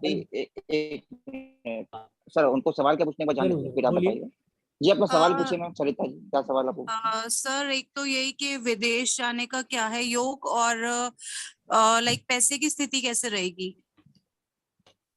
सर नक्षत्र ज्योतिष से विदेश का योग, और अगर आप बता सकते हैं तो अच्छा। जरूर जरूर। देखिए, सबसे पहले अगर हम विदेश की बात करते हैं तो हमारे मन में जो है, या हमारे जो सॉफ्टवेयर के अंदर, या हम ये कहेंगे हमारे जो दिमाग में 3 भाव आ जाते हैं। तीसरा घर हमारे घर से बाहर निकलने का, 9वां घर यात्राओं का, और 12वां घर विदेश में जाने का। तो हम 12वें घर का मालिक शुक्र को देखते हैं। शुक्र यहाँ पे स्वराशि का बैठा है, तो एक प्लस पॉइंट यहाँ पे बनता है कि शुक्र यहाँ पे मजबूती से विदेश के और विदेशी यानी कि जाने का योग बना रहा है। अब विदेश सिर्फ 12वें घर से ही नहीं जाया जाता, इसके साथ हमें शुक्र का नक्षत्र देखना पड़ेगा। शुक्र यहाँ पे क्या है कि 28 डिग्री का मृगशिरा मंगल के नक्षत्र में है। अब मंगल कहाँ पे बैठा है ये जरा देखिए। मंगल बैठा है 4th हाउस में, और 4th हाउस है हमारी मातृभूमि का, और 4th हाउस है हमारी यानी कि जमीन जायदाद इन सब का। यहाँ पे शनि भी बैठा है। तो आप यहाँ पे देखिए कि जो आपका शुक्र है, अगर वो 9वें घर से जुड़ जाता, अब यहाँ पे ये जो शुक्र है वो मंगल से जुड़ा है। अब आप ये कहोगे कि भाई शुक्र मेरा जो 28 डिग्री का ये तो मृत अवस्था में, यहाँ पे ये मृत नहीं है, ये यहाँ पे रिजल्ट दे रहा है क्योंकि वो मंगल से जुड़ा है। तो 4थे घर पे यानी मातृभूमि के घर पे आ गया है। तो इसका तात्पर्य क्या है कि आपके विदेश के योग काफी कमजोर हो चुके हैं, काफी ज्यादा कमजोर, यानी कि हम ये कहेंगे कि इस मंगल ने आपको ब्लॉक कर दिया है। अब इस मंगल के जब हम दान करेंगे तब जाके हमें यहाँ पे शनि लाभ दे रहा है, क्योंकि शनि क्या करता है, 4थे घर को काट रहा है, लेकिन मंगल इस घर को छोड़ नहीं रहा है। मंगल क्यों नहीं छोड़ रहा है? क्योंकि मंगल क्या है, यहाँ पे अपने ही यानी कि चित्रा नक्षत्र में है। तो मंगल क्या कर रहा है कि मजबूती से चित्रा नक्षत्र में आने से अब आप विदेश घूम सकते हो। विदेश के लिए थोड़े समय के लिए जा सकते हो, लेकिन हम कहते हैं कि परमानेंट विदेश चले जाएं या विदेश के अंदर सेटल हो जाए तो उसके योगों में कमी आएगी। वो कब आएगी? वो दिखाएगी हमारी दशा अंतरदशा। लेकिन जन्म कुंडली के देखने से पहले शब्दों में यही कह सकते हैं कि आपके विदेश के योग मंगल ने कमजोर किए हैं। अब आप जब मंगल का दान करोगे तो आपको उसके लाभ मिलने शुरू हो जाएंगे। और शनि का यहाँ पे जो है मजबूत करने के लिए, यानी कि शनि क्या है, सेपरेटिव प्लेनेट है, तो ये मजबूत, तो आपको विदेश के अगर योग बनाने तो इसमें सबसे महत्वपूर्ण क्या है कि शुक्र के रत्न पहने और मंगल का दान करें, चाहे वो मंगल जन्म कुंडली के लिए कितना भी योग कारक हो या नहीं हो। वैसे तो यहाँ पे मिथुन राशि के लिए कोई खास योग कारक नहीं है, तो आपको ये विदेश के योग बनेंगे। और दूसरा कि आपने कहा कि फाइनेंस की जो बात थी, तो जी देखिए, सर, एक ही सवाल लेते हैं, एक ही सवाल लेते हैं, काफी जरूर लोग जरूर, का है, हाँ तो तो दो तीन एग्जाम्पल ही लेंगे और जरूर फिर हम जरूर लोग Q&A में मूव कर लेंगे। जरूर जरूर ठीक है, कुछ कहना तो चाह रहे मानसी हो? खन्ना जी। जी, हेलो, मानसी खन्ना जी, हम लोग, मैं रैंडमली किसी का भी एग्जाम्पल ले रहा हूँ, तो जब कोर्स होगा तो सबका एक एक करके लेंगे, बट अभी रैंडमली जस्ट फॉर नॉलेज आपके लिए ले रहे हैं। मानसी खन्ना जी, अपना आपको हाँ बोल जी। हाँ जी, नमस्कार सर। नमस्कार जी। सर मैं अपनी बेटी का पूछना चाहती हूँ। जरूर उसका जरूर। डेट ऑफ बर्थ है 14 दिसंबर 1995।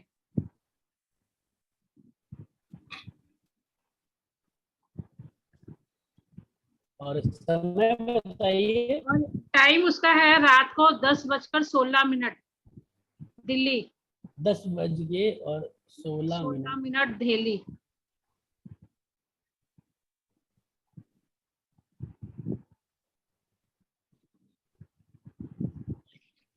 हाँ बताएं, क्या कहना चाह रहे थे माता जी? सर ये मेरी बेटी इस समय गवर्नमेंट स्कूल में टीचर है, गेस्ट टीचर है, तो मैं परमानेंट गवर्नमेंट जॉब के लिए पूछना चाहती हूँ। देखिए माता जी, ऐसा हाँ है कि ये प्रश्न आप पूछते हो, अच्छी बात है, लेकिन क्या होता है ना कि ये लाइव सेशन होता है और इसमें छोटा समय होता है। फिर भी बता देता हूँ, देखिए हमने बहुत सारी बार प्रेडिक्शन दी है, बहुत सारे बार वीडियोस बनाए हैं गवर्नमेंट नौकरी के।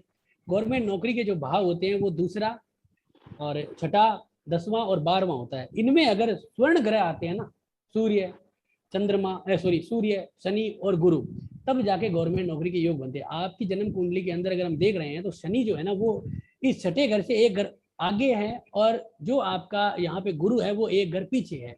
तो क्या हो रहा है कि ये पैरा टीचर कहे या फिर इन चीजों में ही रह जाने के योग हैं। अब अगर फिर भी मैं आपकी बात को ले लेता हूँ तो जो ये है आपकी परमानेंट नौकरी, यानी कि शुक्र जो आपका 10वें घर का मालिक है, वो शुक्र यहाँ पे देखते हैं तो शुक्र जो है वो बैठा है 27 डिग्री का, जो आपके धनु राशि के अंदर उत्तराषाढ़ नक्षत्र में। तो उत्तराषाढ़ जो है वो सूर्य का नक्षत्र है जो चौथे घर में बैठा है। तो यहाँ पे क्या है, थोड़ा सा योग जो है वो कट ही रहा है। मैं माफी चाहूंगा ये कहने के लिए, लेकिन यहाँ पे सरकारी नौकरी के योग थोड़े से कट रहे हैं। भगवान करे उनको लग जाए, लेकिन ये योग थोड़े से कट रहे हैं माता जी। ठीक जी है, जी कोई जी, रेमेडी है सर?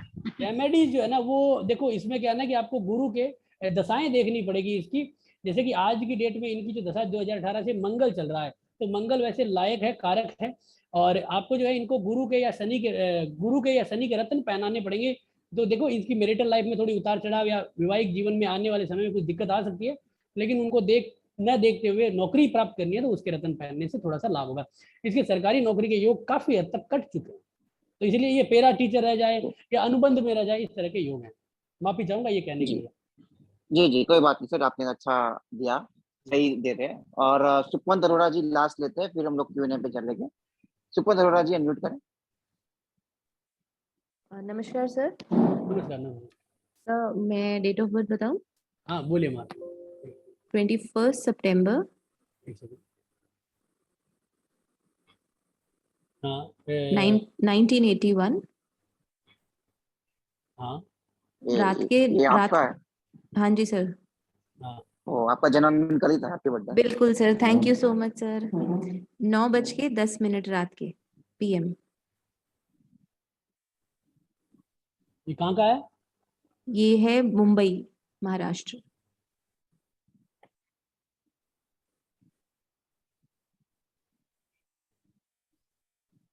प्रश्न बता दीजिए। जैसे इनका बुध क्या है, 1 डिग्री का है, तो ये कह नहीं सकते कि हम कि ये जो है वो गुणवान नहीं है या कुछ और कमी है, क्योंकि ये मंगल के चित्रा नक्षत्र में जो यहाँ पे नीच का जरूर है, लेकिन चौथे घर में है, तो उसका भी लाभ मिलता है। तो प्रश्न बताइए अपना जरा। सर हेल्थ के पॉइंट ऑफ व्यू से पूछना था, अभी बुध की दशा शुरू हुई है मेरी, महादशा। हाँ, बुध की महादशा। हाँ, तो मुझे थोड़ा अब सा हेल्थ के पॉइंट ऑफ व्यू से देखो, हेल्थ में दो तरह की हेल्थ होती है। सबसे पहले तो आपकी नॉर्मल हेल्थ, जैसे कि छोटी मोटी बीमारियां, एक होती है कि लंबी बीमारियां। तो देखिए, सबसे पहले लग्न, लग्न जो है ना, लग्न की डिग्री है, यानी कि भरणी नक्षत्र है लग्न का, 23 पॉइंट डिग्री का भरणी, शुक्र का नक्षत्र है। शुक्र मारक भाव में बैठा है और जन्म कुंडली का मार्केश है। इसका मतलब कि आपका शरीर बीमारी से ग्रस्त है।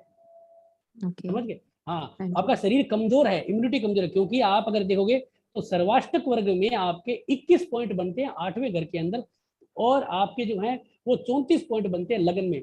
तो शरीर 8वें घर को सपोर्ट ही नहीं कर रहा है, इसका मतलब शरीर आपका कमजोर है, क्योंकि आपके लगन का जो डिग्री है, लगन की जो नक्षत्र डिग्री है, वो आपके मार्केश है और मारक ग्रह भाव में चली गई है। अब आप हेल्थ पॉइंट ऑफ व्यू से पूछना चाहते हैं, छठे घर का जो मालिक बुध है वो भी मारक भाव में बैठा है, और बुध अगर हम देखते हैं तो वो चित्रा मंगल के नक्षत्र में है, जो मंगल यहाँ पे निचस्त है चौथे घर में। चौथा घर क्या है? 5वें का 12वां, यानी कि 5वां घर है शरीर की रिकवरी, तो उसको काट रहा है। तो बुध आपका जो है ना, वो बीमारी का घोतक बना हुआ है। तो आपको क्या करना चाहिए यहाँ पे, उपाय बता देता हूँ। हाँ यहाँ जी। पे आपको क्या करना चाहिए कि ये जो बुध है ना, हेल्थ पॉइंट ऑफ व्यू से बता रहा हूँ मैं, हाँ हेल्थ जी। हाँ पॉइंट जी। ऑफ व्यू से बुध के दान करें, क्योंकि बुध का जो नक्षत्र स्वामी मंगल है वो नीचे चौथे घर में है। तो बुध अच्छा। के दान करें। अगर आपको मजबूती लानी है शरीर के अंदर, शरीर को मजबूत करना है, तो यहाँ पे आपको देखो, सबसे जो बढ़िया ग्रह है उसको मजबूत करें। इसमें सबसे बढ़िया ग्रह कौन है? जो आपका सूर्य के नक्षत्र में बैठा हो, जो सूर्य अच्छा। के परिणाम देता हो। जैसे कि यहाँ पे लग्न भरणी, सूर्य जो है वो आपका यहाँ पे 4 डिग्री का सिर है, उत्तर फाल्गुनी, तो सूर्य का ही रत्न आपको लाभ देगा हेल्थ ऑफ पॉइंट। छठे घर में जरूर बैठा है, लेकिन सूर्य को छठे घर का दोष इतना देता, तो 5वें घर के उत्तर फाल्गुनी नक्षत्र के परिणाम देगा, जो यहाँ पे हम कह सकते हैं। तो सूर्य का रत्न या तांबे का कड़ा पहनो, जिससे आपको लाभ होगा। तो सूर्य नक्षत्र का, हाँ, तो अगर हम सूर्य का रत्न। विनाशक, जी, अगर तो हम अभी आपकी हेल्थ कैसी है? अभी सर मेरे को ऐसे जनरल मतलब इश्यूज, थोड़ा लेग्स में पेन वगैरह ही रहता है, और थोड़ा तो मेरा वो ब्लड कम आप रहता मेरी है, बात सुनो, एनीमिक क्या हूँ होता है मैं। ना, मेरी बात सुनो, क्या होता है ना कि लगन आपका मार्केस बन गया ना, तो आपको हाँ क्या होगा जी। कि बीमारी का एक योग बना हुआ है। हाँ ठीक है? जी।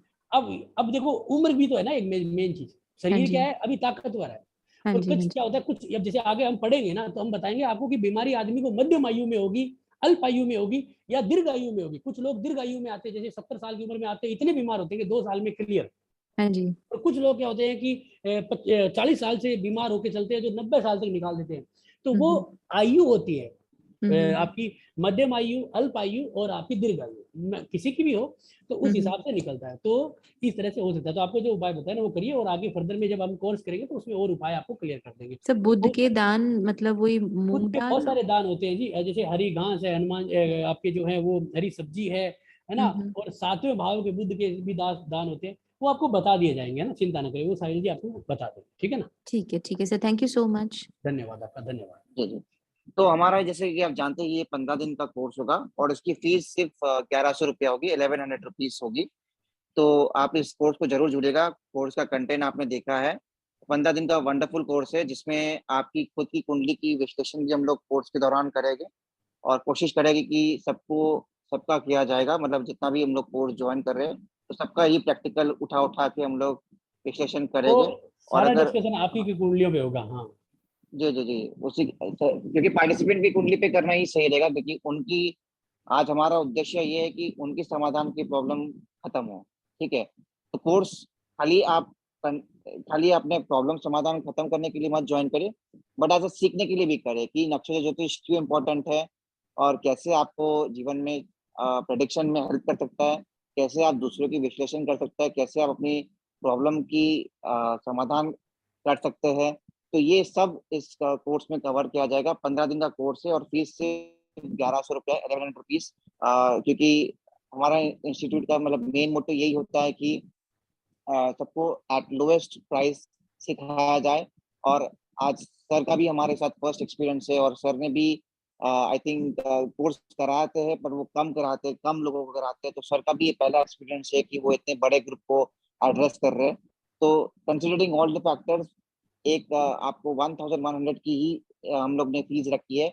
15 डेज का कोर्स है, और इसके मंडे, ट्यूसडे, वेडनेसडे 9 PM पे ये कोर्स चलेगा। रिकॉर्डिंग भी आपको दी जाएगी, जो ऑब्वियसली प्राइवेट होगी। आप किसी को मतलब आप उसको फॉरवर्ड या किसी को नहीं दे पाओगे, तो वो आपको ही सीमित रहेगी, पर आप उस रिकॉर्डिंग के माध्यम से काफी सीख सकते हैं। और आप जैसे जिन्होंने भी ये डेमो सुना होगा, जो लोग भी ज्योतिष की जानकारी हो गए, तो उन्होंने कहीं ना कहीं अनुभव हुआ होगा कि सर की जो नॉलेज है काफी एडवांस लेवल पे है, काफी डीप लेवल पे है। तो अगर आप सीखोगे कोर्स तो कहीं ना कहीं ये आपको भी नॉलेज मिलेगा, आपको भी काफी बड़ी बड़ी इंसाइट्स मिलेगी। और साथ ही साथ सबसे इम्पोर्टेंट है कि आपके जो प्रॉब्लम्स है उसका भी एक समाधान मिलेगा। Sir is a very humble person, polite person, अच्छे से आराम से आप देख रहे हैं कि सबको रिप्लाई कर रहे हैं, दे रहे हैं। तो इस अपॉर्चुनिटी को ना छुए, इस कोर्स को जरूर ज्वाइन करें। और कोर्स स्टार्ट होगा 11 अक्टूबर से, ठीक है। 11 अक्टूबर जब नवरात्रि दुर्गा पूजा सब कुछ खत्म हो जाएगा, उसके बाद आराम से हम लोग 11 अक्टूबर से शुरू करेंगे। तो अगर किसी को कुछ सवाल पूछना है तो अभी मैं सवाल ले लेता हूँ, ठीक है। तो अगर किसी को सवाल पूछना है तो बस अपना रेज हैंड करें, ठीक है। कुछ भी सवाल पूछना है, जानना है, कुछ भी जानना है तो आप अपने रेज हैंड करें। ओके, अमित वोरा जी अपना सवाल पूछिए।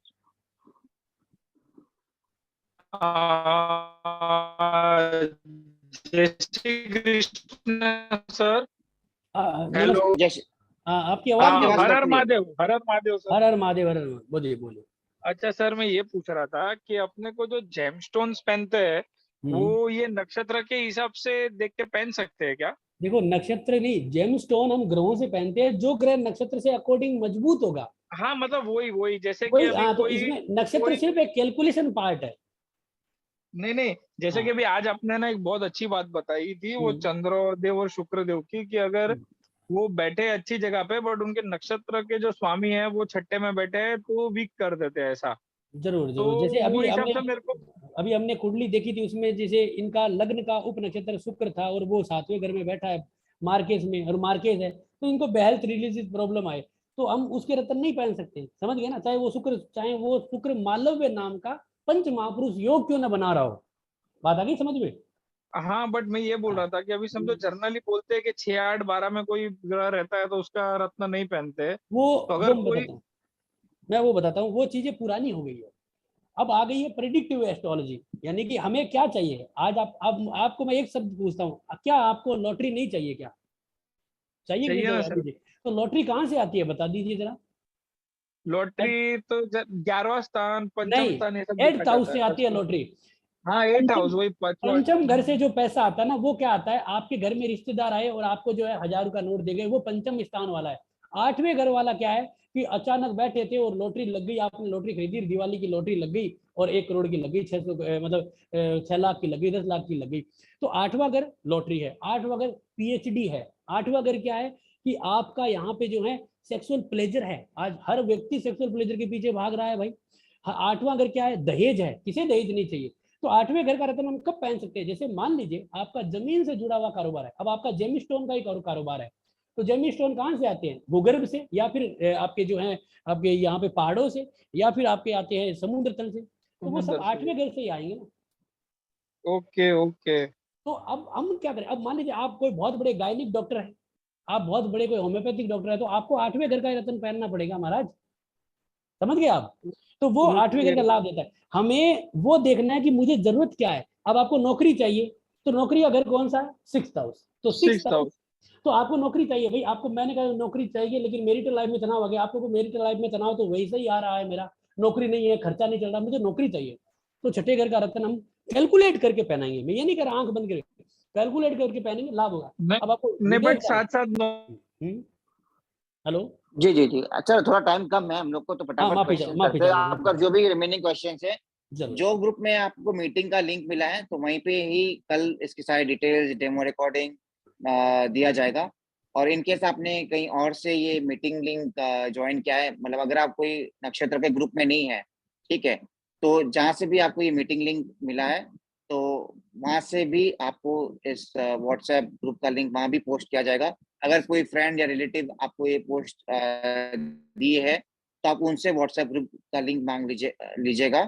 तो मेन ये है कि अच्छा रहेगा कि मैं एक बार ग्रुप लिंक शेयर ही कर देता हूँ कि मान लीजिए किसी को अगर कोई व्हाट्सएप ग्रुप में हमारे नहीं है और उनको इस कोर्स में इंटरेस्ट है या इस क्लास की डेमो रिकॉर्डिंग देखनी है, तो मैं अभी एक लिंक पोस्ट कर देता हूँ, ठीक है। तो उस लिंक को आप एक बार ज्वाइन कर लीजिए। अगर आप व्हाट्सएप ग्रुप में है, हमारे नक्षत्र ज्योतिष के 2 व्हाट्सएप ग्रुप बनाए थे, अगर आप कोई भी ग्रुप में है तो आप इस लिंक को अवॉइड भी कर सकते हैं। बट अगर आप नहीं है अगर आपको कहीं ये लिंक फ्रेंड से मिली, रिलेटिव से मिली या कहीं से भी और मिली है Zoom की मीटिंग की लिंक, और आपको इस कोर्स में इंटरेस्ट है, क्योंकि बहुत कम दाम पे हम लोग सिखा रहे हैं, 1100 रुपया पे सिखा रहे हैं, 15 दिन का फुल फ्लेजेड कोर्स है, प्रैक्टिकल केस स्टडीज आपकी ली जाएगी। तो अगर आपको इंटरेस्ट है तो आप इस ग्रुप को जरूर जुड़े। तो it will actually give you lot of details, course की डिटेल्स, इस क्लास की डेमो रिकॉर्डिंग सब दी जाएगी। एंड कोर्स के एंड पे सर्टिफिकेट भी मिलेगा। क्लास के जो नोट्स है इंग्लिश हिंदी दोनों में मिलेंगे, और जो लैंग्वेज जो सर की होगी प्राइमरीली हिंदी होगी, क्योंकि सर हिंदी में कंफर्टेबल है। तो जो जूम लैंग्वेज बेसिकली हिंदी रहेगी, बट जो नोट्स रहेंगे वो इंग्लिश हिंदी दोनों में रहेंगे। एंड आपको सर्टिफिकेट भी मिलेगा। We are ISO 9001 2015 certified company. तो एक उस लोगों के साथ भी आपको एक अच्छा ब्यूटीफुल सर्टिफिकेट मिलेगा, life long access to recording, और साथ ही साथ मंडे ट्यूसडे वेडनेसडे 9 PM पे ये कोर्स चलेगा 11 अक्टूबर से। तो अगर किसी को इस कोर्स में जुड़ना है, सर से जुड़ना है, सीखना है, तो प्लीज आप इस व्हाट्सएप ग्रुप को ज्वाइन कर लीजिए, प्रोवाइडेड कि अगर आप कोई ग्रुप में नहीं है तो अगला सवाल लेते हैं सुमित मेहता जी का। Sir good evening sir. नमस्कार जी, नमस्कार, धन्यवाद। नमस्कार सर। सर मैं जैसे आपने बताया ये योग होता है तो ये रिजल्ट मिलता है, जैसे किसी ने पूछा विदेश जाने का योग है कि नहीं है, बट जैसे कि एक KP पद्धति होती है जिसमें कि कहते हैं कि आपका एक तरीके से जीवन डिफाइंड है, बस आप कर्म करते हैं और आपको चॉइसेस मिलती हैं, आप सही या गलत चुनते चले जाते हैं। एंड मतलब उस मेरा रिलेटेड क्वेश्चन ये है कि अगर कोई पूछता है मेरा विदेश का योग है कि नहीं है, तो मेन वो अगर वो हम कहते हैं है तो वो पूछेगा मैं कब तक जाऊंगा या कब जा पाऊंगा। तो वो टाइमिंग क्या हम इस तरीके से निकाल सकते हैं या उनको एक लिमिटेड टाइम पीरियड हम दे सकते हैं इससे निकाल के? और दूसरा इसी से लिंक्ड है कि जैसे आपने जेमस्टोन की कुछ रेमेडीज बताई, तो इस जेमस्टोन के अलावा भी कोई हम रेमेडीज कवर करेंगे इसमें टॉपिक वाइज? जरूर जरूर। देखो, सबसे पहले मैं बात आपकी रेमेडी से करता हूँ। तो देखो, जेमस्टोन के अलावा हमारे पास मंत्र है, हवन पूजन है, ठीक है जी, है। और जो आपके जो हमारी जो मेन होती है हमारी जड़, जैसे कि पेड़ों की जड़ें होती है, वो सब चीजें होती है, मालाएं होती है, रुद्राक्ष होते हैं, जो हमारे पास आज की डेट में जो अवेलेबल हो सकते हैं, ठीक है जी, यही है हमारे पास। हवन पूजन, जेमस्टोन, ये जो हमने जो आज तक हमने सीखा है वो तो हमारे पास रेमेडीज है। अब आपने कहा कि विदेश यात्रा हमारे भाग्य में है, अब हम कब जाएंगे, तो इसे कहते हैं इवेंट को निकालना। वो कौन बताएगा? जैसे अब आपके पास कोई भी चीज है, उसको ट्रिगर कौन करेगा? वो करेगी महादशा, अंतरदशा और गोचर। गोचर का सही तात्पर्य है कि आपके समय का घटना को घटित करना। तो अब आपने देखा कि भाई आने वाले 2 साल के बाद एक ऐसा ग्रह आ रहा है जो 9वें घर को और 12वें घर को मेरे को एक्टिव कर रहा है, तो वो मुझे विदेश यात्रा का योग बना रहा है।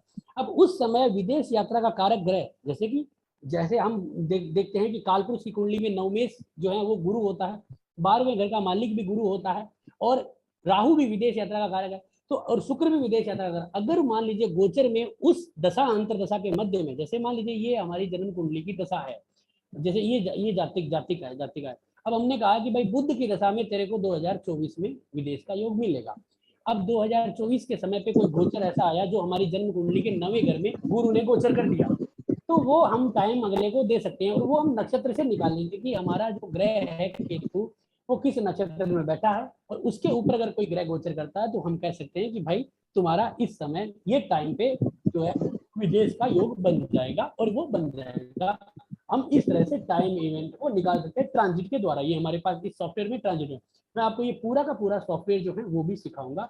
इसमें हमारे साथ सडबल भी है, हमारे पास बीनाष्टक वर्ग, सर्वाष्टक वर्ग सब है, लेकिन हम जो है मेन जो है हम ग्रह नवमास के बारे में चर्चा करके ही इसका डिस्कशन जी। और सबसे इम्पोर्टेंट बात है कि सॉफ्टवेयर फ्री है, तो अगर आप कोर्स ज्वाइन करते हो तो आपको सॉफ्टवेयर के लिए कोई अलग पेमेंट नहीं करनी है।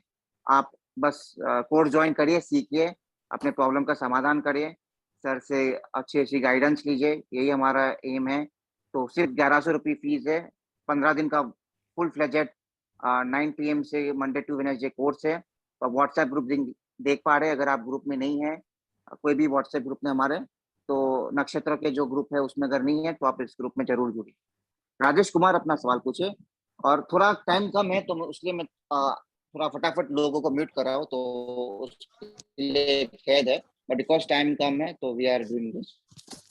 नमस्कार सर जी। राजेश कुमार अपना सवाल पूछे। नमस्कार। हाँ जी सर जी, नमस्कार। जी नमस्कार। जी जी सर नमस्कार। जी, मेरा ये सवाल है, जैसे किसी का ग्रह का नक्षत्र ही नहीं होता नहीं, और ऐसा कोई हो उसका ही नहीं रिजल्ट, सकता। आपका ये आपका सर, कोई हाँ हाँ जी, मेरे 4 ग्रह है ना, जैसे मैं हाँ कहता हूँ हाँ गुरु का नक्षत्र नहीं है, वो अनटैलेंटेड है ना, उप नक्षत्र हाँ, होगा। अनटैलेंटेड है वो, अनटैलेंटेड है। हाँ जी, 4 ग्रह मेरे अनटैलेंटेड है, जैसे आपने बोला कि तो प्रधानमंत्री जी हाँ के छठे हाँ घर में हाँ, तो वो बृहस्पति था।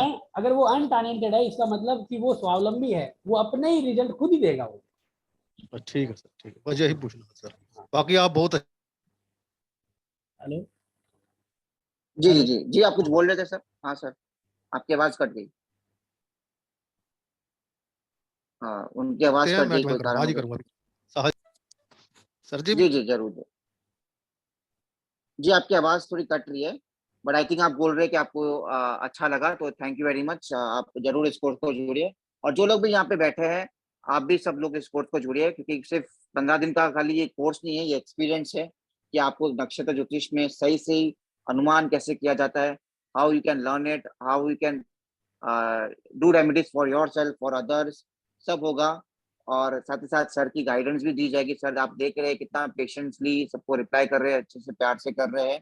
तो बस आपको विश्वास रखना होगा और कोर्स ज्वाइन करिए, सीखिए और अपने लाइफ में बदलाव लाए। भावना मेहता अपना सवाल पूछे। हेलो, नमस्ते। नमस्कार। हाँ जी, मुझे पूछना था कि N amateur novice with zero knowledge of astrology को ये अच्छी तरह से सीख पाएंगे? दोबारा बोलिए, आपने क्या बोला, समझ नहीं आया। उन्होंने कह जो रहे हैं कि जिनको एस्ट्रोलॉजी की नॉलेज नहीं है वो सीख पाएगा कि नहीं सीख पाएगा। जरूर जरूर जरूर सीख पाएंगे। ऐसा कोई दिक्कत नहीं है, क्योंकि हम इसमें बेसिक से लेंगे। और जैसे कि मैंने आज भी इसमें कहा कि बहुत सारे लोग जो हैं वो जीरो से हैं, तो उनके लिए मैंने ग्रहों के बारे में भी बताया और राशियों के बारे में भी मैंने बताया। और हम इसमें इस चीज़ों को जो है वो क्लियर कर लेंगे। देखो, थोड़ा सा आपको भी थोड़ा सा मेहनत करनी है, क्योंकि आप अगर नए हैं तो थोड़ी सी मेहनत एक्स्ट्रा करनी है, लेकिन ये नहीं है कि आप सीख नहीं सकते। मैं आपको सॉफ्टवेयर के ऊपर प्रोडक्टिव बताऊंगा और आप 100% सीख सकते हो, इसमें कोई भी ऐसा चिंता का विषय नहीं है, वो हम पे विश्वास रखिए। Okay, thank you very much. जी जी जी, thank you very much, thank you. Suman Kaushik अपना सवाल पूछिए। राधे राधे सर। राधे राधे जी महाराज। जी जी राधे। हाँ जी सर, मुझे ये पूछना था, जैसे लगन में किसी का आद्रा नक्षत्र में आ जाए या ज्येष्ठा या आश्लेषा, तो जैसे इसमें कुछ किसी का रिश्ता टूटने का, तो ये भी चीजें कवर करेंगे क्या हम? जरूर जरूर जरूर। आद्रा नक्षत्र का मतलब है हिरण की आंखों का आंसू। आद्रा नक्षत्र का मतलब है हिरण की आंखों का आंसू। तो उस व्यक्ति को जीवन में अपने मतलब बहुत भयंकर बुरी तरह रोना पड़ेगा कि उसको जो है वो मतलब ये माने कि आंखों में आंसू, यानी कि हिरण की आंखों का आंसू का मतलब है कि मोती तड़पते, तो वो बहुत ज्यादा इतना दुखी हो सकता है कि उसको ज्यादा तकलीफ होगी, चाहे उसके मान लीजिए कि कोई ऐसी बुरी घटना हो जाए जीवन। तो ये आद्रा नक्षत्र का तात्पर्य है। तो ये सब चीजें क्लियर करेंगे, कौन सा इसका मालिक है। जैसे कि इन जो ग्रह है ना, इनके कुछ रूलिंग डाइटी है, यानी कि जो रूलिंग देवता है वो ब्यूरोक्रेट्स है इस दुनिया की, वो सारे के सारे जो हमारे ऊपर जो घटनाएं हो रही है उनके मालिक।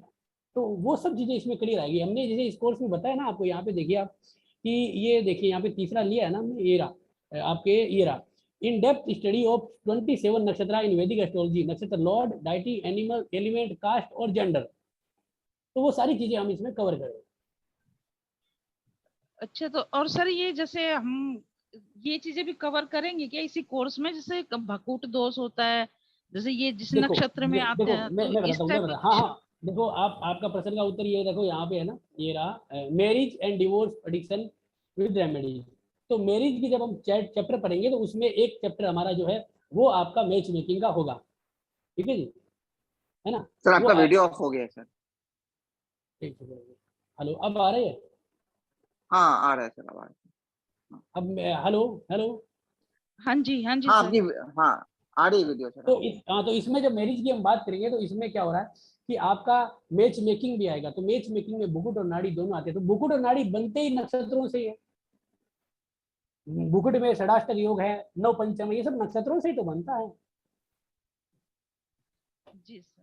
हाँ बताएं, आगे बताएं। थैंक यू जी, तो ये जैसे कि आप सर बोल रहे हैं, तो एक चीज मैं कहना चाहूंगा कि सर आपको काफी डीप नॉलेज है एस्ट्रोलॉजी का, और शायद ही इंडिया में इतना डीपर नॉलेज आप रखते हैं, और आपकी जो बोलते हैं, जो बात कर रहे हैं, तो उससे पता चलता है कि काफी डीप एस्ट्रोलॉजी नॉलेज है। और आपने काफी इंडिया के बड़े बड़े ट्रेनर्स को भी ज्ञान दर्शन दिया है, सिखाया है, तो इट्स वेरी गुड। तो ये आप सभी लोग के लिए भी मौका है कि आप इस कोर्स को जुड़िए, सर से काफी सीखे, एस्ट्रोलॉजी सीखे, क्योंकि सर का जो नॉलेज है वो काफी डीपर लेवल पे है। तो ये आपके लिए भी फायदा है, कोई नया भी है तो कोई दिक्कत नहीं, हम लोग स्टार्टिंग से आपको अच्छे से सिखाया जाएगा।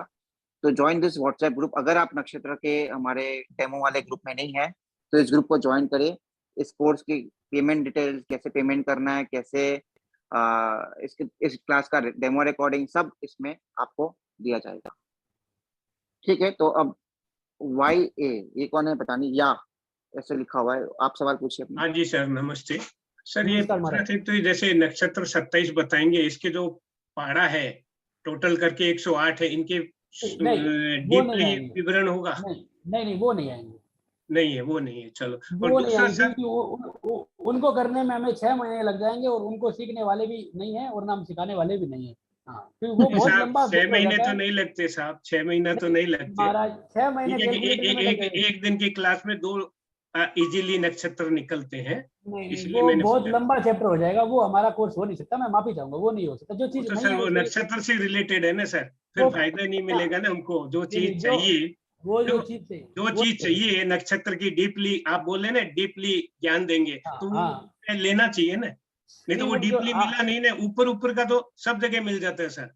आपका सर जब वो जो है वो ये है, नहीं नहीं, नॉलेज आपका है। जो ध्येय है, एस्ट्रोलॉजी सिखा रहे हो, सब कुछ आप अच्छा कर रहे हो, सस्ते में लाए हो, लेकिन उसका डीपली ज्ञान भी थोड़ा ऐड कीजिए तो ज्यादा फायदा मिलेगा ना सभी। वो फिर बहुत लंबा कोर्स था, इतने लंबे लोग जुड़ नहीं सकते ना, मेन सबसे बड़ी बात है। अब वो 2 महीने 3 महीने चलेगा, अब इतना लंबा कोर्स है, फिर क्या उसमें सारे पद आ जाते हैं। तो हर अब आप देखिए, एक जो आपका नक्षत्र है उसमें 4 चरण है, तो 4 हाँ, 4 पद 4 आते हैं। चरण है सर। तो अब उन एक दिन चारों में चरण, हाँ एक दिन में कम से कम 2 नक्षत्र से 3 नक्षत्र ठीक क्लियर है, होता है आपका सर। फीडबैक नोटेड है, आपका फीडबैक नोटेड है। तो वो जब इसको मैं कोशिश जरूर, करूंगा, अगर आगे आगे संक्षेप आने में हम वाले लोग, भविष्य में कभी होगा तो ऐसी और कोर्स बनाएंगे। दूसरा सर, आपने ये जो सर्वाष्टक वर्ग का इनकी मैडम का कुंडली का बताया, तो मैं पूछ रहा हूँ, यहाँ पे 6ठे 8वें 12वें हाउस में तो अंक कम है, इसलिए वहां पे तो ज्यादा प्रॉब्लम आनी नहीं चाहिए। नहीं ठीक है ना, वो आपने बोला उसको बीमारी बहुत होगी, मैं लेकिन बताता यहाँ हूँ पे क्या। लगन उनके 34 अंक आ रहे हैं बिंदु, तो यहाँ पे तो उसको पॉजिटिविटी मिलेगी, रिकवरी ज्यादा रहेगी नहीं वनस्पति अभी बात बीमारी सुनिए, के। आप बात सुनिए, आपने जो पढ़ा है उसमें कोई कमी हो सकती है। आप एक चीज समझिए कि अगर आपका शरीर बना है तो किसी न किसी से वो टूटेगा। जन्म हमारा है, वो उसका 8वां, अगर उसकी मृत्यु है, तो अब जन्म और मृत्यु में अगर डिफरेंसेस है, समझ गए ना। आपके अंदर नॉलेज अगर नहीं है और आपके घर परिवार वालों में बहुत बड़ा नॉलेज है, तो इसका मतलब लोग आपको कोसेंगे ही कोसेंगे। तो लग्न और 8वें घर के पॉइंट, अगर मान लीजिए लग्न में भी 22 या 23 पॉइंट होते, तो शरीर भी कमजोर तो बीमारी भी कमजोर। अब क्या है कि शरीर जो है ना 34 पॉइंट हो गए, तो 8वें घर के पॉइंट में डिग्री में फर्क आ गया। जैसे कि इस औरत की अगर हम मैरिटल लाइफ की बात करेंगे तो 7वें घर के अंदर 20 पॉइंट है और 6ठे घर में 25 पॉइंट है। इसका तात्पर्य क्या हुआ कि मैरिटल लाइफ में दिक्कत नहीं आएगी, क्योंकि वो इक्वल है। अगर यहाँ पे 6ठे घर में 32 हो जाते तो क्या होता है इनकी मैरिटल लाइफ में, क्योंकि वो घर उसको अपनी तरफ खींच लेता। तो आप ना सर्वाष्टक वर्ग को इस तरह से समझे, आप ये ना समझे कि भाई उसके पॉइंट बढ़िया हो गए तो शरीर बहुत ज्यादा मजबूत हो जाएगा, तो क्या होगा उसको फिर थायराइड हो जाएगा। सर दूसरा सर, यहाँ पे जैसे कि अंक कम मिले, बिंदु कम मिल रहे हैं, देखिए लेकिन अब मैं माफी मांगता हूँ कि काफी टाइम कम है, तो जो भी क्वेश्चंस आपके रहेंगे वो कोर्स में हम लोग क्लियर करेंगे आस्ते आस्ते। बट आज हम लोग को सबको थोड़ा मौका देना है, तो आई एम सॉरी कि आपको मैं रोक रहा हूँ। नीरो अरोड़ा अपना सवाल पूछिए, पर आप कोर्स में जरूर जुड़ेगा। कोर्स में आपके जो भी सवाल है आराम से हम लोग लेंगे, अलग से Q&A सेशन होता है कोर्स में हम लोग का, और सबके सवाल लिए जाते हैं। नीरो अरोड़ा जी अपना सवाल पूछिए। हाँ जी sir, hello sir, the session was नमस्ते। Really nice. आपकी वाकई बहुत डीप नॉलेज है, मेरी तो उसका है कुछ भी नहीं है। और शायद जैसे सर आपने ये बोला कि अब मार्गश है 7th हाउस, ये वो नक्षत्र भी हमें समझ आ गए सब कुछ, लेकिन हमें वही नहीं देखना आता, तो फिर हम उसको कैसे देखेंगे? इस चीज को क्या नहीं देखना आता सर? जैसे आपने बोला ना 1st हाउस लगन में है और शुक्र उनका मार्केश होके 7th हाउस में बैठा हुआ है, तो हम ये कैसे देखेंगे मार्केश वगैरह, जो बेसिक्स कंसेप्ट हैं, जैसे कई तो योगास हैं वो तो आ रहे हैं ना। होगा देखो, आप ये देखो, हमने यहाँ पे देखो, हमने जो ये देखो क्या है, फर्स्ट डे में basic of astrology planet and sign, और सेकंड डे में हमने क्या है प्लेनेट कैलकुलेशन महादशा और सॉफ्टवेयर कैसे यूज किया जाए। अब ये नहीं कि आपको सिर्फ नॉलेज, सॉफ्टवेयर पे भी तो बताएंगे ना यूज कैसे करेंगे। वो हाँ सब जी सर, चीजें ठीक है। हाँ। ठीक है सर, मेरा मतलब वही था कि हमें पहले वो रूट आ जाएगा ना, मतलब नहीं वो बेसिक्स सब तो अरे वो तो आएगा है ना, उसके बिना कैसे होगा, जो ऐसे नहीं होगा। ठीक है sir, thank you sir, I am going to join you. Thank जरूर यू जरूर, सर, थैंक धन्यवाद यू। जरूर आपका। जरूर, thank you, thank you. Reena Kakkar ji अपना सवाल पूछिए। गर्ग जी बहुत ब्यूटीफुल आपने सिखाया, लेकिन सिर्फ थोड़ी सी स्पीड ज्यादा लगा, मतलब ज्यादा लगी, तो मैम पढ़ाते वक्त आप थोड़ा सा, मैं माफी चाहूंगा। नहीं नहीं कोई बात नहीं, आई मीन मेरा मतलब मुझे ऐसा लगा कि नहीं मेरी स्पीड मैं नहीं नहीं एक्सेप्टेंस नहीं, थोड़ी एक्चुअली स्लो। सर भी पहली बार कर रहे हैं, तो सर को भी थोड़ा टाइम दीजिए, वास्तव से कस्टमाइज हो जाएगा। सर भी पहली बार नहीं, इतना बड़े को पढ़ा रहे हैं he ना। was very good, his knowledge is हाँ superb, only thing ji is जी थोड़ी speed for a learner मैं थोड़ी सी एक्चुअली ज्यादा मैं थी। बताता हूँ, हम क्या है कर्म जी सर। कांडी मंत्र उपचार करते हैं, तो हम मंत्र बोलते हैं तो वो हाँ फास्टली जी हाँ बोलते जी। हैं उस हिसाब से। और फिर क्या है कि मेरा 11वें घर के अंदर बुद्ध है ना, तो इसलिए वो मजबूत हो गया। चलिए कोई नहीं सर, बहुत इसलिए थोड़ा बहुत मैं लेकिन माफी बहुत चाहूंगा। बढ़िया। नहीं, मेरा एक क्वेश्चन था कि ये जो देखो जरूर। जैसे जो शादी और बीमारी वगैरह ना, मतलब एक फिक्स्ड इवेंट्स होते हैं लाइफ के, राइट, वो एक हाँ टाइम पे आते हैं। लेकिन जॉब जैसी चीज जो बहुत ज्यादा फ्रीक्वेंटली बदलती है, जैसे महीने महीने में भी बदल सकती है और साल साल में भी बदल सकती है, तो उसका वो कैच हो सकता है वो मैं एकदम हाँ से? बताता हूँ। देखो इसमें दो तरह की चीजें होती है, एक तो होता है प्रोमिस, एक होता है अच्छा। आपका इवेंट। हाँ जी बात समझना, हाँ प्रोमिस जी। क्या है, अगर हमारे जीवन में ऐसा प्रोमिस है कि हमारा बार बार नौकरी में परिवर्तन होगा। अब नौकरी में परिवर्तन कैसे होगा कि आपका जो छठा घर है ना, वो होता हाँ है जी नौकरी का, उससे 12वां है 5वां, ठीक है। हाँ जी हाँ 10वां जी घर आपका कर्म का है और उससे 12वां है 9वां। तो अगर हाँ जी। आपका 6th लॉर्ड कहीं ना कहीं 5th और 9th में बैठा होगा, या उसका नक्षत्र स्वामी यहाँ पे बैठा होगा, तो आपके जीवन का एक प्रॉमिस होगा कि आप अपने जीवन में 10 15 20 नौकरियां चेंज करोगे ही करोगे, ठीक है। अच्छा एक क्या ओके। होता है कि अब अगर मान लीजिए कोई अशुभ दशाएं या फिर उन ग्रहों को सिग्निफिकेशन करने वाली अगर दशाएं आएगी, तो आपकी नौकरी चेंजेस होगी। कुछ लोग होते हैं वो जिंदगी में एक नौकरी में 20 साल निकाल देते, क्यों? क्योंकि उनका 6th लॉर्ड 6th में बैठा होता है, 10th लॉर्ड 10th में बैठा होता है, तो वो अपनी जिंदगी पूरी निकाल देते हैं। हाँ समझ जी गए मेरी बात? हाँ तो जी वो हाँ जो जी। परिवर्तन है वो क्या होगा, प्रोमिस होगा। अब प्रोमिस अगर फाइनल हो चुका है तो फिर अब इवेंट पे आएगा। तो इवेंट जो है ना, वो हम दशा अंतर दशा से कैलकुलेट करेंगे। बढ़िया सर, वो थैंक यू ऐसे सर, होते हैं। थैंक धन्यवाद। यू जी सर, जी, I will thank join you. You, thank you so much. जरूर जरूर। तो जिनको भी वंडरफुल कोर्स को जानना है, सर से अपनी नॉलेज लेनी है, बढ़ानी है, जो लोग एस्ट्रोलॉजी में अच्छे नॉलेज भी चाहते हैं, तो वो भी आई एम श्योर सर से काफी सीखेंगे, काफी नई चीज को जानेंगे, और काफी अफोर्डेबल रेट पे आपको ये अपॉर्चुनिटी मिल रही है। तो अगर आप व्हाट्सएप ग्रुप में नहीं है कोई हमारे डेमो वाले, तो मैं ये लिंक दे रहा हूँ, तो आप इसमें ज्वाइन हो सकते हैं। दीपाली जोशी अपना सवाल पूछें। नमस्ते सर। नमस्कार। सर आपने बताया कि मतलब हर एक राशि का एक लॉर्ड होता है, नक्षत्र का होता है, तो उस हिसाब से जाहिर सी बात है कि वो नक्षत्र कुछ ना कुछ मतलब खूबियां भी देता है और खामियां भी देता है। जरूर जरूर जरूर। तो क्या आप वो एक पर्टिकुलर पॉइंट भी आप हमें बताएंगे कि ये क्या खूबियां देता है और क्या खामियां देता है नक्षत्र? जरूर जरूर। देखिए आपने कभी कई बार देखा होगा कि कुछ लोग हैं अपने घरों में 2 घोड़ों की तस्वीर लगा के रखते हैं। आपने देखा होगा कि डबल घोड़ा चाय, डबल घोड़ा जो है वो क्या नाम कहते हैं, चाबी जो है वो चावल आते हैं, कोई आटा आता है ना, सुना है ना आपने? हाँ हाँ सुना। वो कैसे होता है? वो नक्षत्र ही है। जैसे जैसे 2 घोड़े जुड़े हुए हैं, इसका मतलब क्या है? अश्विनी नक्षत्र।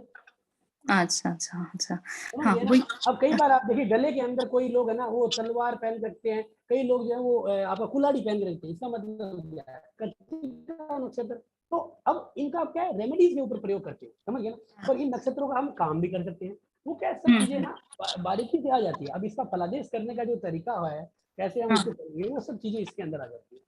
अच्छा, एक्चुअली मेरा मतलब कहने का तात्पर्य यही था कि अगर कम पॉइंट में ये समझ में आ जाए कि किस नक्षत्र के कारण क्या मिल सकता है या क्या नहीं मिल सकता है, ये अगर कम इसमें हमें समझ में आ जाता है शॉर्ट में, तो हम उसको जल्दी कैच कर पाएंगे। आपको 2 चीजें आएगी समझ में। क्या आएगी? एक तो नक्षत्र का जो मतलब प्रक्रिया है कि ये नक्षत्र ब्राह्मण है, नक्षत्र का मतलब है कि चूहा है, बिल्ली है, चूहा है, इसका मतलब क्या है? वो डरपोक है। अच्छा अच्छा अच्छा। समझ गए ना? है ना? हाँ तो जैसे आश्लेषा नक्षत्र है, अब आश्लेषा नक्षत्र का मतलब क्या है? पुरुष चूहा, तो वो क्या डरपोक हो गया, तो वो हो गया।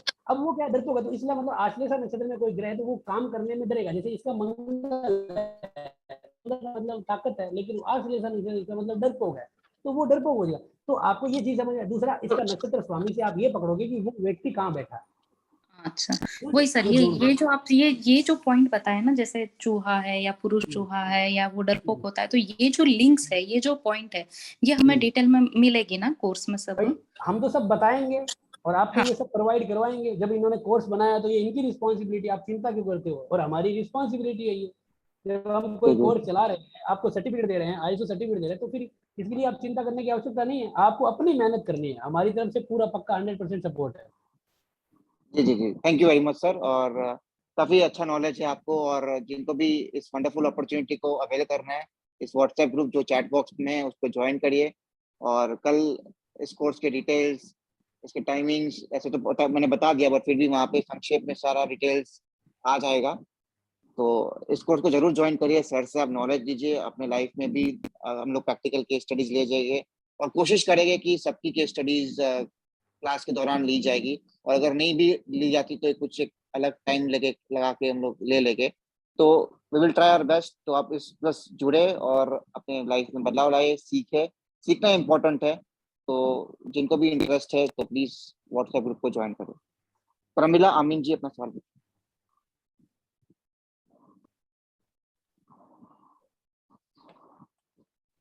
प्रमिला आमीन अपना सवाल पूछे। संजय सिंह अपना सवाल पूछे। संजय सिंह।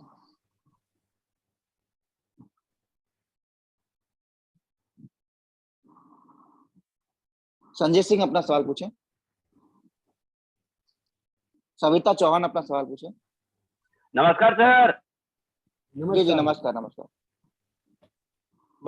सर एक बात बोलूं सर? हाँ सर, ये बड़े मस्त पढ़ा रहे हैं। इनका कुछ दिन पहले मैंने वीडियो देखा था, लाइव सेशन कर रहे थे सर, तभी मुझे लगा कि बड़ा मस्त इनका नॉलेज है, और आपने साहिल सर आपने इनको जोड़ दिया, ये बहुत बड़ा काम किया आपने, इसके लिए थैंक यू आपको sir, thank you sir. Sahil sir, मेरा क्वेश्चन। जी जी जी, बोलिए बोलिए। इन्होंने मैरिज के ऊपर रेमेडी लिखा है, बट ओवरऑल रेमेडी भी बताएंगे? सबकी बताए जाएंगे, सबकी। जो चीजें हो सकती है वो सारी, जो चीजें हो सकती है वो सारी बताए। जो कंटेंट में लिखा गया सब, आई थिंक सब एस्पेक्ट कवर है ना कंटेंट में, तो आई थिंक कुछ छुटा ही नहीं, सब कुछ कवर्ड है। कोर्ट, लिटिगेशन, मैरिज, एजुकेशन, सब कुछ है सबके ऊपर। Okay, thank you. Thank you. Savita Chauhan ji अपना सवाल पूछे।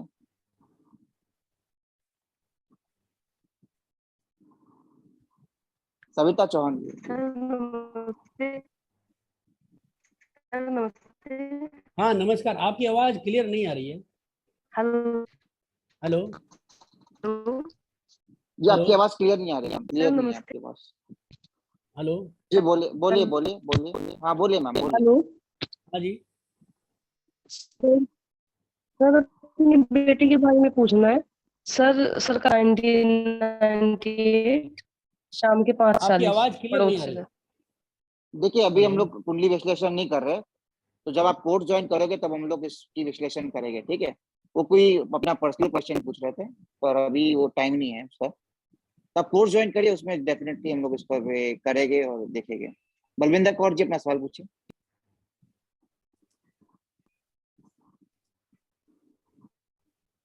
बलविंदर कौर अपना सवाल पूछिए अनम्यूट करके।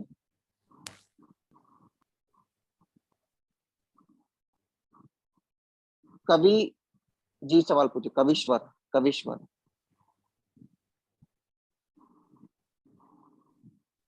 कविश्वर अपना सवाल पूछिए।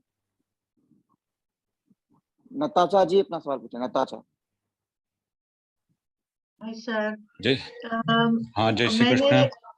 नमस्कार। जय श्री एक मिनट कविश्वर जी आप बोलिए। कविश्वर जी। हाँ हाँ हाँ, जय श्री कृष्ण।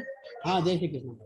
हाँ सर, ये जो नक्षत्र का जो कोर्स है, इसमें जैसे केपी में जैसे सब लॉर्ड को लेके फिर प्रेडिक्शन होता है, तो इसमें क्या ट्रांजिट और नक्षत्र पे रहेगा सब कुछ? ट्रांजिट है ना, केपी अलग चीज है। देखो केपी में क्या है, सब लॉर्ड होता है, वो उप नक्षत्र पे जा रहे हैं, उनका एक जी, जी। प्रोमिस अलग है, वो कस्टम सैलेड बनाते हैं, उनके पास भाव चलित होता है, हमारे पास क्या है वो नहीं है।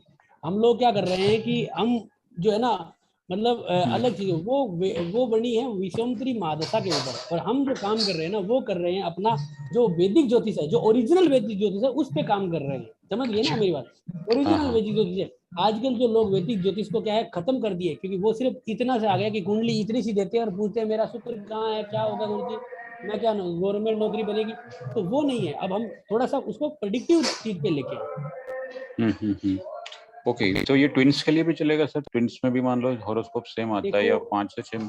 नहीं, आप एक चीज समझो, ट्विंस क्या ना, ट्विंस क्या है, दो बच्चे एक साथ होते हैं, तो इसमें पहला बच्चा है वो पहला है, और दूसरा बच्चा क्या उसका छोटा भाई है वो, समझ गए ना? तो छोटा भाई है इसका मतलब क्या है कि उसका बड़ा भाई आ गया ना, तो छोटे भाई का घर होता है तीसरा और बड़े भाई का घर है 11वां। तो जब आप अगर किसी व्यक्ति को विशेष की कुंडली देखोगे, जैसे मान लीजिए आपको जो छोटे वाले बच्चे की कुंडली देखनी है, तो आप करोगे अगर उससे बड़े वाले भाई का आइडिया लगाओगे तो 11वें घर को लगन बनाना पड़ेगा। ओके। अगर आपको बड़े वाले की कुंडली देख के छोटे वाले भाई का कि भाई छोटे भाई की हेल्थ खराब क्यों है, बड़े की क्यों नहीं है, जबकि जुड़वा है, तो तीसरे घर को लगन बना लीजिए। अगर यहाँ पे मान लीजिए राहु बैठा तो वो बीमार हो गया, दोनों के अगर राहु बैठा तो इसको तो बड़े वाले का तो कम्युनिकेशन बहुत बढ़िया, छोटे वाले को बीमार हो गया, क्योंकि छोटा क्या है इसका तीसरा है, तो कंपटीटर हो गया ना इसका। आपका कंपटीटर आपका पड़ोसी, अगर पड़ोसी बढ़िया गाड़ी लाएगा तो आपको अपने आप ही कंपटीशन हो जाएगी, तो वो उस हिसाब। अच्छा, ओके। इसमें कुछ ऐसा हो सकता है सर टाइम का, जैसे वो करेक्शन होता है रेक्टिफिकेशन वाला मैटर? देखो रेक्टिफिकेशन का मतलब एक यहाँ पे ये होता है इस वैदिक ज्योतिष में कि अगर आपको बहुत ज्यादा दिक्कत आ रही है, आपके इवेंट मैच नहीं कर रहे हैं, तब जाके हम कोई लगन से आपका शरीर का चेहरे का आइडिया लगा के रेक्टिफिकेशन कर सकते हैं, बाकी अन्यथा संभव नहीं होता है इसमें ये रेक्टिफिकेशन। इसमें देखो रेक्टिफिकेशन जो चीज क्लियर है मैं उतनी बोल दूंगा, इसमें रेक्टिफिकेशन इतना ही हो सकता है, समझ गए ना? क्योंकि मान लीजिए कि आपका गुण जो है वो अग्रेसिव है और आपका लगन बन रहा है आपका वृषभ, तो वो फिर उसमें टाइम कम करके मेष राशि बना के वो अलग चीज है, वो काफी अलग डीप स्टडी आती है। जब हम वैदिक ज्योतिष को पूरा कंप्लीट कर लेते हैं, काफी हद तक कई एक्सपीरियंस ले लेते हैं, कई 5000 कुंडलियों के बाद, तब जाके हम उस पर आते हैं रेक्टिफिकेशन पे। अभी हम बेसिक कोर्स में नहीं कर सकते इस चीज को। जी जी, नताशा जी अपना सवाल पूछें। Hi sir. नमस्कार। आप अभी आपने चार्ट दिखाया था, but I can not read Hindi, मैं थोड़ा इंग्लिश और थोड़ा हिंदी में करती हूँ। Is it possible to follow this lesson? But क्योंकि वो चार्ट मुझको वो हिंदी नहीं आता था, कौन सा ग्रह कहाँ था। जो क्लास में जो नोट्स आएंगे वो इंग्लिश हिंदी दोनों में आएंगे ma'am. But when he is going to give lesson, then it is difficult for me to follow ना। जी वो थोड़ा दिक्कत होगी, बट सर की जो प्राइमरी लैंग्वेज है हिंदी है, बट फिर भी जितना इंग्लिश सर बोल पाएंगे डेफिनेटली है। वो नहीं आ सकेगा वो जो जैसे नॉर्मल मार्क्स MA और वो आएगा मैम, वो जरूर आएगा, वो हो जाएगा, वो जरूर आएगा। सॉफ्टवेयर इंग्लिश में है, सॉफ्टवेयर पूरा इंग्लिश में है, कोई दिक्कत नहीं। अच्छा ओके। और जो नोट्स भी मिलेंगे मैम आपको इंग्लिश हिंदी दोनों में मिलेंगे, सो उसका वो कोई दिक्कत नहीं है। बट जो सर जूम में जो पढ़ा रहे हैं वो प्राइमरी हिंदी बोलेंगे, जहाँ जहाँ इंग्लिश पॉसिबल होगी सर के लिए वो वहां पे बोलेंगे। बलविंदर कौर अपना सवाल पूछे। ठीक है, अपना सवाल पूछे। ठीक है, नमस्कार सर। नमस्कार जी, नमस्कार सर। ये जो मृत्यु के योग बनते हैं, तो इनकी कुछ मतलब ईयर या डेट या कैसे होगा वो भी पता चल जाता है इसमें, ये सीखने से? देखो ये क्या है कि लॉन्जिबिलिटी जिसे आप कहते हो, ये निकालना देखो बेसिक कोर्स का कार्य नहीं है। पहली बात तो ये, जब सब कुछ पता चल सकता है, सब कुछ जब हम सीख रहे हैं, लेकिन क्या होता है ना, आप नए हैं, आपके जैसे हजारों लोग इसमें नए होंगे, तो वो लोग अगर मान लीजिए उनके योग नहीं है ऐसा बुरा, और वो अगर निकाल लेंगे तो वो डिप्रेशन और तनाव में पहुंच जाएंगे। तो वो देखो आपको बात कहने के लिए सही है, अगर आप एक्सपर्ट है आप कर सकते हो, तो वो चीजें हम बताएंगे इसमें, जो इसकी डिटेल है वो जरूर आएगी। लगन पहले भाव में जो है उसकी डिटेल जरूर आएगी, लेकिन आप जिस चीज को चाह रहे हो कि उम्र का आइडिया लगा देना कि भाई ये 50 साल जिएगा 70 साल जिएगा, ये चीज क्या है कि इस प्लेटफॉर्म पे अभी बताने लायक नहीं है, माफी चाहूंगा। बाकी हम ये कोशिश करते हैं इसमें दीर्घायु, अच्छी हेल्थ, स्वास्थ्य अच्छा, ये सब चीजें आ जाएगी। अच्छा स्वास्थ्य आ जाएगा, दीर्घायु आ जाएगा, ये जो है ना, क्योंकि वो तनाव और डिप्रेशन देता है, क्योंकि इसमें ऐसे लोग हैं जिनको राशियों का ही नहीं पता है, तो उन लोगों को फिर वो अगर छोटा मोटा नॉलेज दे देंगे तो फिर वो अदगत जगरी गगरी झलकत जाए हो जाएगा फिर, इसलिए मैं क्षमा चाहूंगा वो कहने के लिए। तो ओके सर, थैंक यू। जी जी, कोर्स का कंटेंट देख लीजिए सर, जो वो कंटेंट जो है भी वो कंटेंट कंप्लीट में होगा, वो कंप्लीट होगा बस। जी फेतल जी अपना सवाल पूछ। जी श्री कृष्ण सर। जय सर श्री जैसे आपने कहा कि डेमो की लिंक में थोड़ा सा लेट ज्वाइन की थी सर, तो बहुत ही बढ़िया लगा ऐसे तो जितना भी मैंने सुना। सर एक क्वेश्चन मेरा ये था कि हिट थियोरी कुछ होती है, तो क्या वो सारा कुछ भी इसमें आएगा क्या? नहीं, वो तो केपी का पार्ट है। देखो हिट थ्योरी जो अच्छा। है ना वो केपी का पार्ट है, वो एस्ट्रो वास्तु है। ओके। वो एस्ट्रो वास्तु इसमें नहीं आता, इसमें वो हिट थ्योरी मतलब दृष्टियां ही तो है, 7वीं दृष्टि से कोई ग्रह देख रहा है तो वो हिट थ्योरी, अब हमें हिट थ्योरी के लिए बनानी पड़ती है, वो ये नहीं। आपको कंटेंट मिला होगा वो देखिए, ये आप बेसिक करिए और ये जो मजबूती पकड़ लोगे ना तो आप बहुत कुछ कर लोगे। आपको जरूरत ही नहीं है हिट थ्योरी की।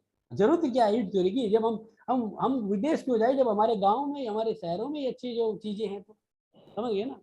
हिट थ्योरी वेस्टर्न एस्ट्रोलॉजी है, जी सर। और वेस्टर्न जैसे एस्पेक्ट कि है। मैम ने भी बोला कि आप थोड़े से फास्ट है, और वो मैं एस्ट्रोलॉजी में मेरा वो आप चिंता नहीं करें। जी एस्ट्रोलॉजी में मैं बिल्कुल जीरो हूँ, यानी नहीं न्यूमरोलॉजी वगैरह करते हैं, तो इसीलिए जी मुझे जी थोड़ा जी, लग रहा था कि मैं क्या कूप अप टेंशन कर नहीं पाऊँ। लीजिए, सर का भी फर्स्ट टाइम है, सर भी इतना बड़े ग्रुप को पहली बार पढ़ा रहे हैं, तो देखो आस्ते आस्ते मैं सर भी ठीक। इतना बड़ा ग्रुप अभी तक नहीं किया। हमारे जो है वो 4-5 लोगों के ग्रुप होते थे, और वो हमारे जैसे ही लोग होते थे जो हम जो एक्सपर्ट्स को ही करवाते थे, इसलिए हमारा ऐसा आदत है। फिर भी मैं आपके लिए बहुत कुछ कोशिश करूंगा, जो कमी रहेगी उसको अपन सुधारेंगे और अच्छे से अच्छे करने की कोशिश करते हैं। नहीं सर, आपकी नॉलेज तो फुल ऑन है, क्योंकि जिस तरीके से आप डिलीवर कर रहे हो उससे ही दिख रहा है कि भाई आपकी पकड़ बहुत जबरदस्त है। बट कहीं ना कहीं यही होता है कि बिगनर्स को ये डर लगता है कि भाई हम लोग को क्या ये सारी चीजें नहीं, वो देखो आप अपनी मेहनत को करोगे ना तो आप हमसे कुछ जी भी सर। निकाल सकते हो। अगर आपको आप ये सोचते कि हम आपको दे दे, तो हम आपको सिर्फ नॉलेज देते हैं, आपको पकड़ना पड़ेगा, तो आपको वो खुद को खींचना पड़ेगा। Okay, thank you so much sir. जय श्री कृष्ण। जरूर। जय श्री जी जी, कृष्ण। Thank you. नेत्रा अपना सवाल पूछे, नेत्रा। नमस्ते सर। नमस्कार जी। सर मेरा नक्षत्र अनुराधा, मैं साउथ से हूँ, साउथ इंडिया से। मुझे पता नहीं हिंदी में क्या बोलते हैं, मेरा अनुराधा नक्षत्र है। अनुराधा नक्षत्र शनि का होता है, ये वृश्चिक राशि के अंदर आता है। हाँ सर, मेरा राशि वृश्चिक है। मैं एक्चुअली अभी 43 इयर्स का हूँ। आपको चाहे तो मैं डेट ऑफ बर्थ बोल सकती हूँ सर, पर वो अभी अभी ये 1-2 सेशन साल। नहीं है। हाँ बोलिए। अच्छा नहीं सर, नहीं, पर अभी डिटेल्स नहीं ले सकते, कोर्स में लेंगे, आप ठीक है। कोर्स से संबंधित कुछ अच्छा पूछिए, या कोई ज्योतिष से संबंधित, या हमारा जो सेशन रहा है उससे संबंधित प्रश्न पूछिए।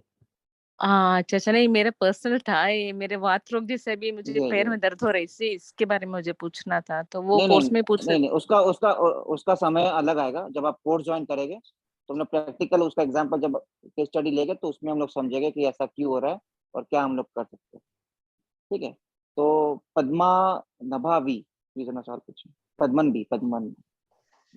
Hello, sir. I just joined the this free demo session just 10 minutes back. Sorry, I don't know what are all the topics covered. You will get the recording, sir. You will get the recording in the group. Oh, you will send the recording, sir? Yeah, in the group. Yeah, yeah. Okay, and sir, in this timing of events is covered? Yes, sir. Yes, obviously it will. Okay, sir. Thank you. That's all, sir. Okay, thank you. ज्योति राठौर अपना सवाल पूछिए। नमस्कार sir. नमस्कार। अभी आपने बताया था कि 6th का लॉर्ड जो है नौकरी बदलते हैं करके, तो यदि छठे का स्वामी जो है अष्टम में बैठा है, छठे मेष लग्न में,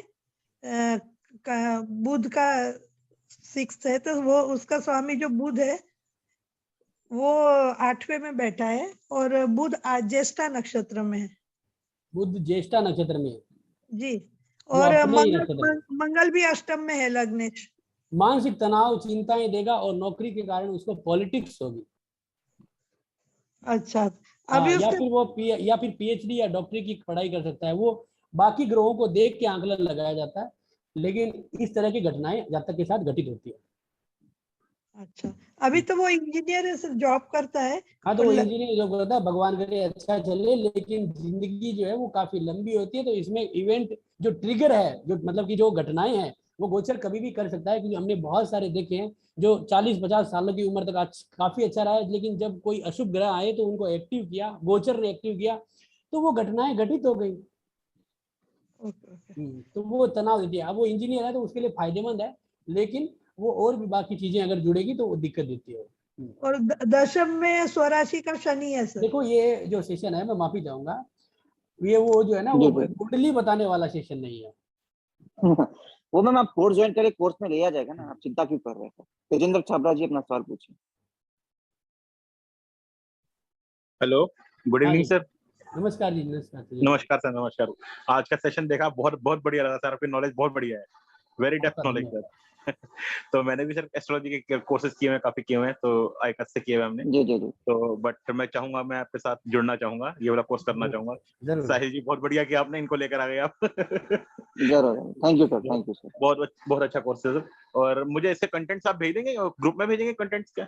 हाँ, ग्रुप में आ जाएगा, ग्रुप में आ जाएगा। हाँ, ठीक है, बहुत बढ़िया sir, I will join sir. Thank you. Shweta ji अपना सवाल पूछें।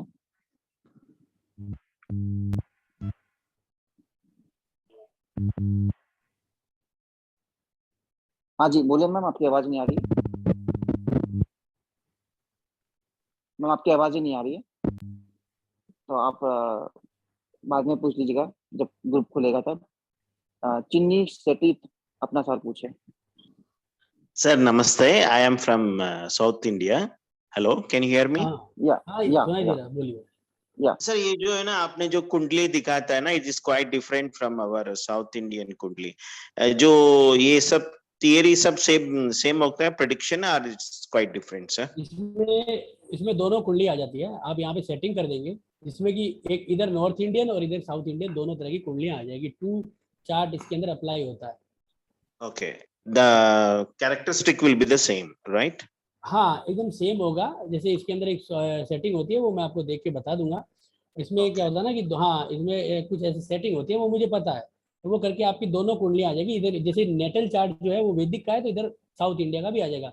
अपन उस हिसाब से इसको ले सकते हैं। इसमें यहाँ पे कुछ ऐसा कैलकुलेशन आता है जो ये ना, यूज 2 चार्ट, तो ऐसे करके यूज 2 चार्ट कर सकते हैं, जिसमें एक अपन नॉर्थ का और एक साउथ इंडियन रेगुलर। देखो ये आ गया ना, ये लगन चार्ट वैदिक का है और ये नेटल चार्ट है, ठीक है ना, वो दोनों आ जाएगा, वो कोई दिक्कत वाली बात नहीं।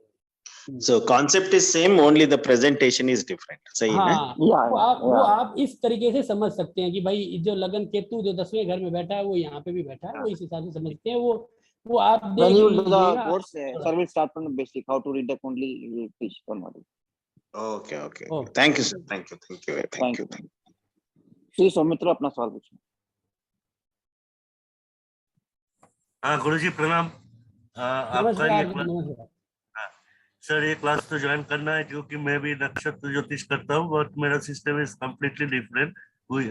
मैंने जो गुरु से, जिससे अपना गुरु जी से सीखा है, वो केपी चार्ट के ऊपर करते हैं, बट सब लोग नहीं लेते, नक्षत्र के ऊपर करते हैं। तो मुझे पूछना था, इसमें तो हाउस डिवीजन नहीं है आपका सिस्टम में? डिवीजन मतलब मींस ये जो भाव चलित जो होता है वो नहीं है?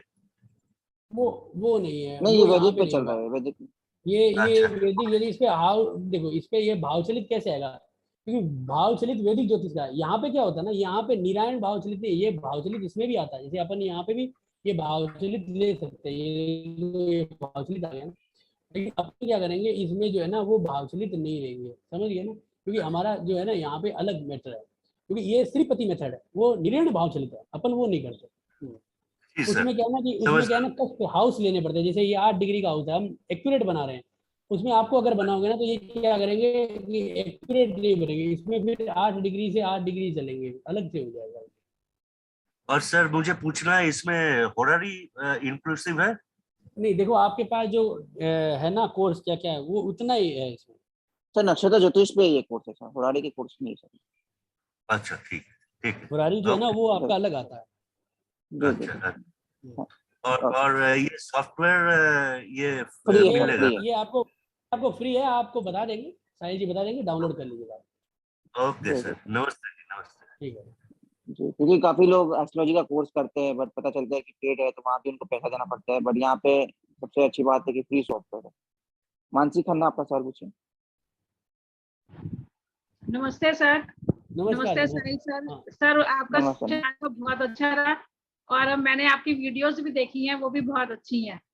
और धन्यवाद करेंगे साहिल सर को कि हम आपसे जुड़ पाए हैं। और साहिल सर आपका दिल्ली इवेंट भी बहुत अच्छा रहा, आपसे हम वहाँ जी जी, थैंक मिले, यू। तो उसके लिए भी हम आपका और निहाल सर का बहुत बहुत धन्यवाद करते हैं। थैंक यू जी जी, sir. Thank you ma'am, thank you thank thank you. You. Ashish ji, अपना सवाल पूछे। सर ये कोर्स लॉन्च करने के लिए बहुत बहुत धन्यवाद। और मुझे केवल बधाई ही देना है क्योंकि सर बहुत अच्छे हैं और हमें ये कोर्स बहुत अच्छा लगा।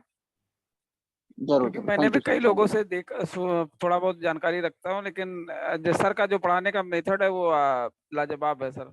और आप दोनों को इसके लिए बहुत बहुत बधाइयाँ सर। जरूर जरूर, thank you sir, thank you. जी सर। और सर कोर्स जी, आप कुछ पूछ रहे थे सर, अनम्यूट कर लीजिए। कह रहे हैं सर कोर्स थोड़ा विलम्ब से शुरू हो रहा है इसलिए थोड़ा अधीर हो रहे हैं, बाकी वो सब ठीक है। जी जी, वो आराम से, अभी नवरात्रि है, पूजा है, तो इसलिए आराम से हम लोग 11 को स्टार्ट करेंगे, 11 अक्टूबर से। अशोक खन्ना जी, अपना सवाल पूछिए। नमस्कार गुरुजी। नमस्कार जी महाराज। साहिल जी नमस्कार जी। जी नमस्कार ये नमस्कार। बहुत वंडरफुल आज सेशन जो हुआ डेमो का बहुत ही वंडरफुल है। ये प्योरली जी, वैदिक के ऊपर है ना, इसमें लाल किताब या केपी का कुछ लेना नहीं देना नहीं तो नहीं? नहीं। प्योरली वैदिक। लाल किताब में सिर्फ मेष लगन की कुंडली होती है, ये अच्छा वैदिक है, इसमें कोई भी लगन बन सकता है, हम डेट ऑफ बर्थ से बनाते हैं, वो अलग है, वो नहीं लेते। बहुत बहुत बढ़िया सेशन, हम जुड़ेंगे। साहिल जी तो पहले भी जुड़े हुए हैं जरूर जरूर, तो जुड़िए सर, थैंक यू सर। जरूर जुड़ेंगे। हमारे पल्ला साहब बैठे हैं, वो उनको भी हमारा नमस्कार है। जरूर, तो थैंक यू सर, ये थैंक बहुत यू। जरूर जरूर इस कोर्स में हम जुड़ेंगे। जरूर सर, थैंक यू सर। नमस्कार। नमस्कार। शीनू जी, अपना सवाल पूछें। जी मैं नमस्कार। नमस्कार। मुझसे पूछना था ये काल सर्प दोष का क्या निवारण होता है? देखो, सबसे पहले तो काल सर्प दोष की पूजा होती है, यही इसका निवारण है, और फिर उसे प्रेडिक्ट किया जाता है कि आपको काल सर्प दोष कब लगेगा और कब जो है वो एक्टिव होकर आपको किस तरह का नुकसान दे सकता है। काल सर्प दोष आपको जो है वो शारीरिक हानि भी दे सकता है, मानसिक तनाव, डिप्रेशन, वैवाहिक जीवन नष्ट करना, संतानें नष्ट करना, किसी भी तरह का दे सकता है, क्योंकि कई तरह के काल सर्प है। लेकिन काल सर्प का जो आप बता रहे हो कि उपाय देखो, इसका जो किताबों में जो प्रचलित उपाय है कि इसकी शांति करानी पड़ती है। मतलब कैसे होती है और मतलब अगर हो चुकी हो फिर भी रहता देखिए है? मैम, देखिए मैम, आपको रोकूंगा अभी, ये कोर्स का भी पार्ट नहीं है, तो जब हम लोग कोर्स करेंगे तो इसके बारे में हम लोग डेफिनेटली चर्चा करेंगे, ठीक है। आज के रिलेटेड कुछ क्वेश्चन है तो पूछिए। अगर मंगल शनि इकट्ठे हो तो फिर क्या भारी रहता है? मंगल शनि मिलके अक्रांता योग बनाते हैं, यानी कि जिसके अगर मान लीजिए मंगल शनि छठे घर में है तो वो रात्रि को लड़ाई करके ही घर आएगा, नहीं तो ऐसा नहीं है, वो ऑफिस से या कहीं से भी, क्योंकि वो दोनों ही अक्रांता है। शनि क्या है, दुख और पीड़ा और जलन का कारक है, और मंगल उसमें आक्रोश दिखाता है। तो अब वो इंजीनियरिंग का भी कारक बन जाता है अगर पंचम घर में आता है तो। आठवें घर में आ जाए तो फिर वो लोगों का जो जालसाजी, लोगों के साथ मारा कुटी करना, अलग अलग भावों में अलग अलग परिणाम होता है उनके नक्षत्र और डिग्रियों के द्वारा।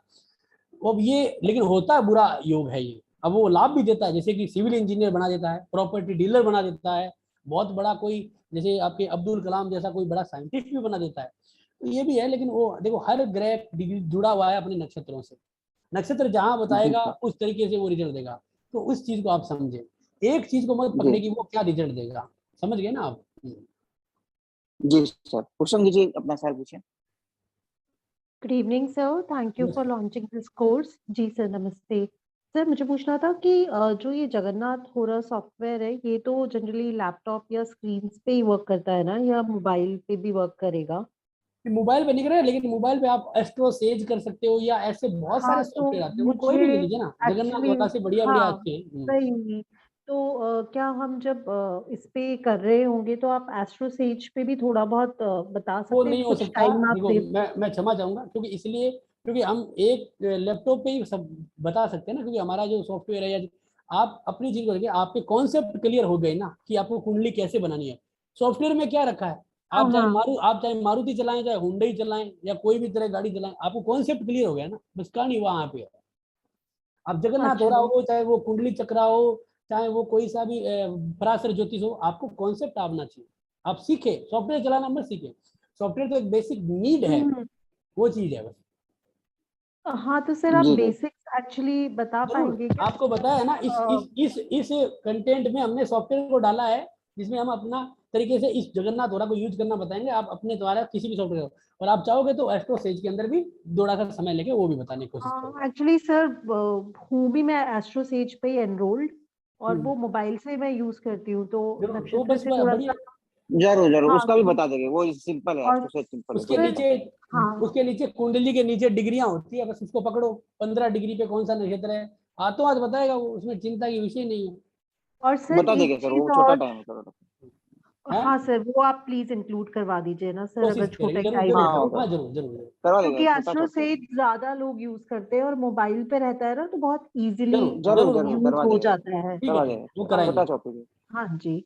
और सर मुझे एक चीज और पूछनी थी कि जो ये जितने भी डिटेल्स होते हैं ऑफ नक्षत्रास, तो जैसे याद करने के लिए, क्योंकि जनरली याद कई बार नहीं हो पाता है, तो कुछ आप इस तरह से, जैसे आप स्टोरीज बता रहे थे अभी अर्द्रा की कि टीयर ड्रॉप है या रोना है, तो इस तरह से जो हमने देखा कि डिटेल में हम नक्षत्रास डिस्कस करेंगे, तो क्या आप कुछ स्टोरीज वगैरह इस तरह से बता सकते हैं, सो दैट वो चीजें हमें देखो थोड़ा वो मेमोराइज करने में वो सब चीजें हो जाएगी उसमें, क्योंकि देखो हर चीज का पहलू जो है ना वो तरीके से हो जाएगा। अब स्टोरीज है तो स्टोरीज बताएंगे, उसका अगर याद करना है तो याद करना बताएंगे, है ना। जो चीजें हो रही है वो सब चीजें होगी, चिंता ना करें।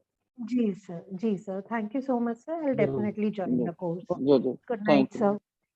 Thank you. तो सारे सवाल ले गए हैं सबको, तो आप जरूर इस कोर्स को जोड़िएगा। चैट बॉक्स में आपने जो लिंक दिया है जूम का, उस पर ज्वाइन कर लीजिए। अगर आप कोई नक्षत्र के हमारे ग्रुप में नहीं है तो आप उस डेफिनेटली व्हाट्सएप ग्रुप पर जुड़िएगा। तो आज के लिए इतना ही, thank you very much sir, बहुत मजा आया। और जो लोग यहाँ पे हम लोग को सुन रहे हैं, प्लीज इस कोर्स को जुड़िए, नॉलेज लीजिए और अपने प्रॉब्लम को सॉल्व करें sir. Thank you sir, thank you very much sir, धन्यवाद।